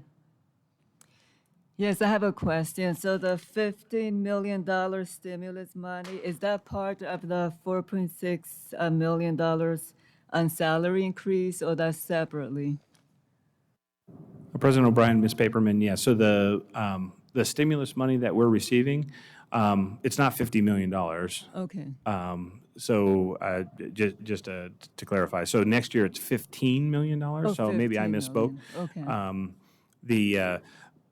But yes, we are counting on the $15 million worth of ESSER funding to be able to afford the $4.6 million in the salary increases that was previously approved. So the 1% depends what we're going to get next year, the 1% increase of salary then for next year. Yes, so I'm going to slide back to this. I don't know if I can get to it quickly, if I don't go too fast. I think I did go right by it. Here it is. So there's 1% in here, and then there's one-time payments. Okay. So so the last sub-bullet under that $4.6 million is the one-time payments, and it's $2.7 million of the 4.6, and we intentionally made that part of the salary increase so that we would have a better idea where we stand financially in December when that decision will be made to whether or not those amounts get determined or not. They're going to be based, one of them has a trigger language in it that says if we have a certain enrollment, it gets paid out. And if that's the case, as we are doing the salary recommendations for FY '23, which would happen shortly after the December trigger is in that, what's been previously approved by the board, we can then decide if that amount of money is going to be attached to their salary, the amount of money that would be paid out in December, if it will be attached to salary or not. So we wanted that flexibility, knowing that we were using some stimulus money to be able to afford the salary increase. I will say that was all predicated based on a carry forward amount that was much lower than what we shared with you earlier this $12.7 million. So, so our financial position has improved since the salary recommendation. And so we will be constantly updating that as we make additional decisions moving forward. Because we heard from the board already that the 1% was a modest increase that we offered to our employees. The one-time salary increase would be in addition to that, but it's not guaranteed to them until we act again or additionally as a board to be able to decide. And then it would make that much more meaningful to our employees if it were to be attached to their salary going forward. But those decisions can be made during next school year. Okay, so right now it's in contingent language, waiting to see what the budget is going to, for next year, what's going to look like for next year.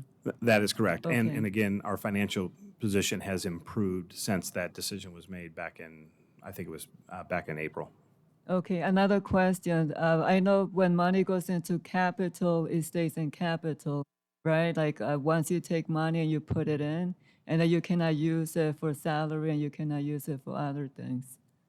President O'Brien, Ms. Paperman, yeah, so every year you get to decide how much district additional assistance, which is the capital portion of the fund or the funding formula, how much of it's going to be used in capital and how much is going to be used in M&O.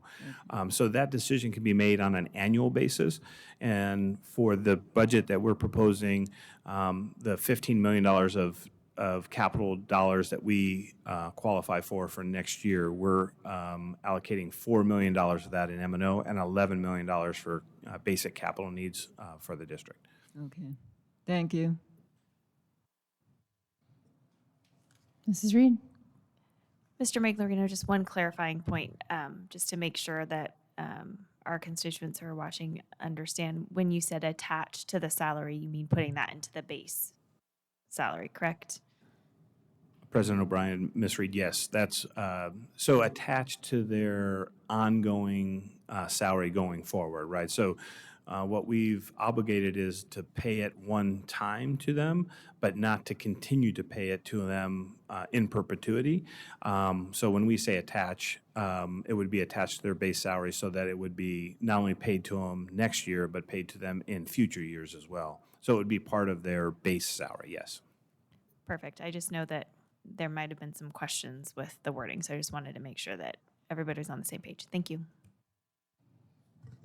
Thank you so much, Mr. Miclarino. Appreciate that. Move on to governing board reports. Mrs. Paperman? I would like to thank you, Ms. Gallagher, having the community parents review the book adoptions. I feel that we need to have transparency in the district. We need to have good communication so parents know, where we stand. We need to listen. We need to have more of a community unity, and I'm very happy that you had it open to the public to review for the book adoption. Thank you. Mrs. Fisher?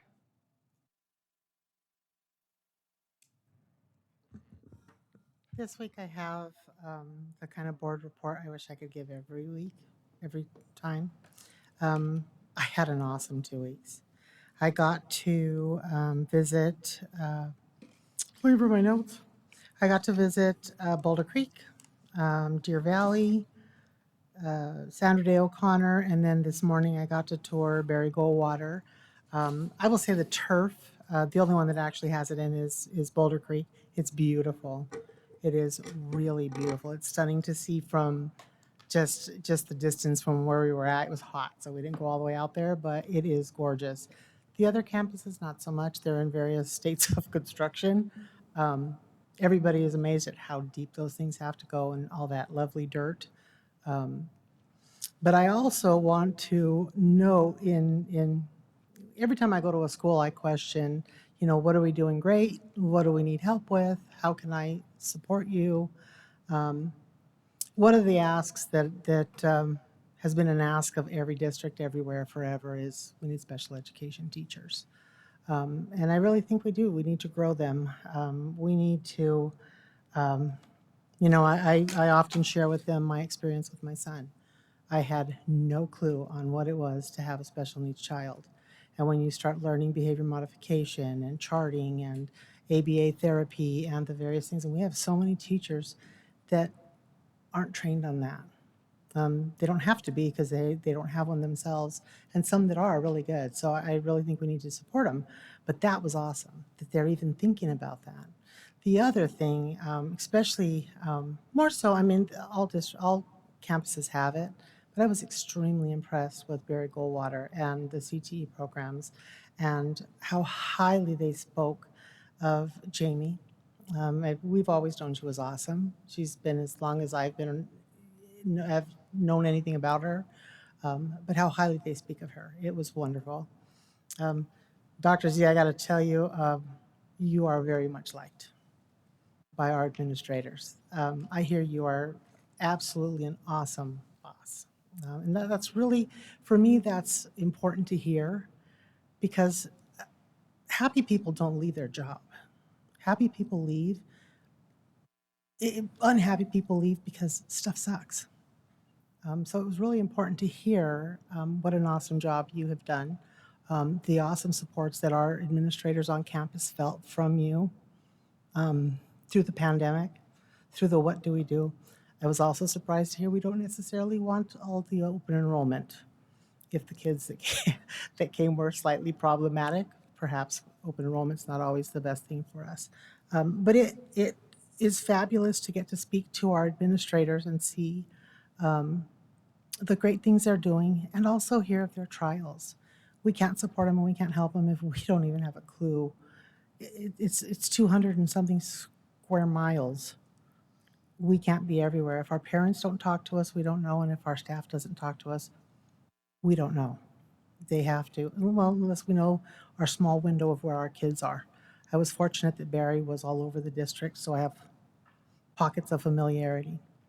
But so that was a great thing to do in Deer Valley in these last couple of weeks. I have one more that I'm going to be visiting. I will be eventually going to Ridge. But the other thing is I've been able to be in contact with some of our students that are leaving, some of our students that are here. Our kids are watching us, or what we're doing. I have heard some very positive things about our teachers. This one's my favorite teacher. This is why. This one's not my favorite teacher, and this is why. They don't say it to scold anybody or because they want us to know that they're looking and they're not beating them up. They just want those qualities in others. So it's been a very, very fabulous 2 weeks for me, getting to really spend time on campuses and talking to our kids and talking with our campus administrators. I'm going to leave it at that because anything else that's an issue, I'll email. It's been too awesome of a couple weeks to say anything else. That's it. Thank you, Mrs. Fisher. Mrs. Reed?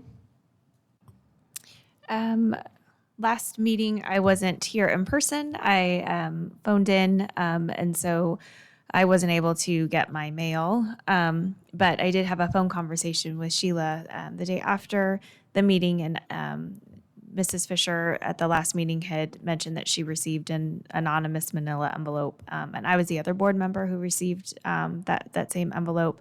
So I gave Sheila permission to open the envelope while she was on the phone with me on my behalf, and so it was the same contents that Mrs. Fisher got, and we did ask the district to look into it, and they did look into it. It was something that was a one-off incident, but I do want to thank the parents who brought that to our attention, so we had the opportunity to make sure that our policies and our procedures or being followed in the classroom. So I just want to say thank you to Sheila for being my proxy with my mail and bringing that to my attention. So I appreciate that. I hope that everybody is enjoying summer and is able to relax a little bit and refresh before we get to the hottest part of July. So thank you. Thank you, Mrs. Reed. And the only thing I'm going to ask is if we could please get an update regarding Mrs. Anderson, who spoke earlier during public comments, our first public speaker, if you could provide in the board update information on that. And then we will move to the superintendent's report. We can get that for you. I think we've had in the last couple of updates that's all related to the same thing. We'll add some more to that for sure. I just wanted to say congratulations to all the CTE state champions and Hosa and Deca. I think that's the largest group we've ever had, and that's great to see that.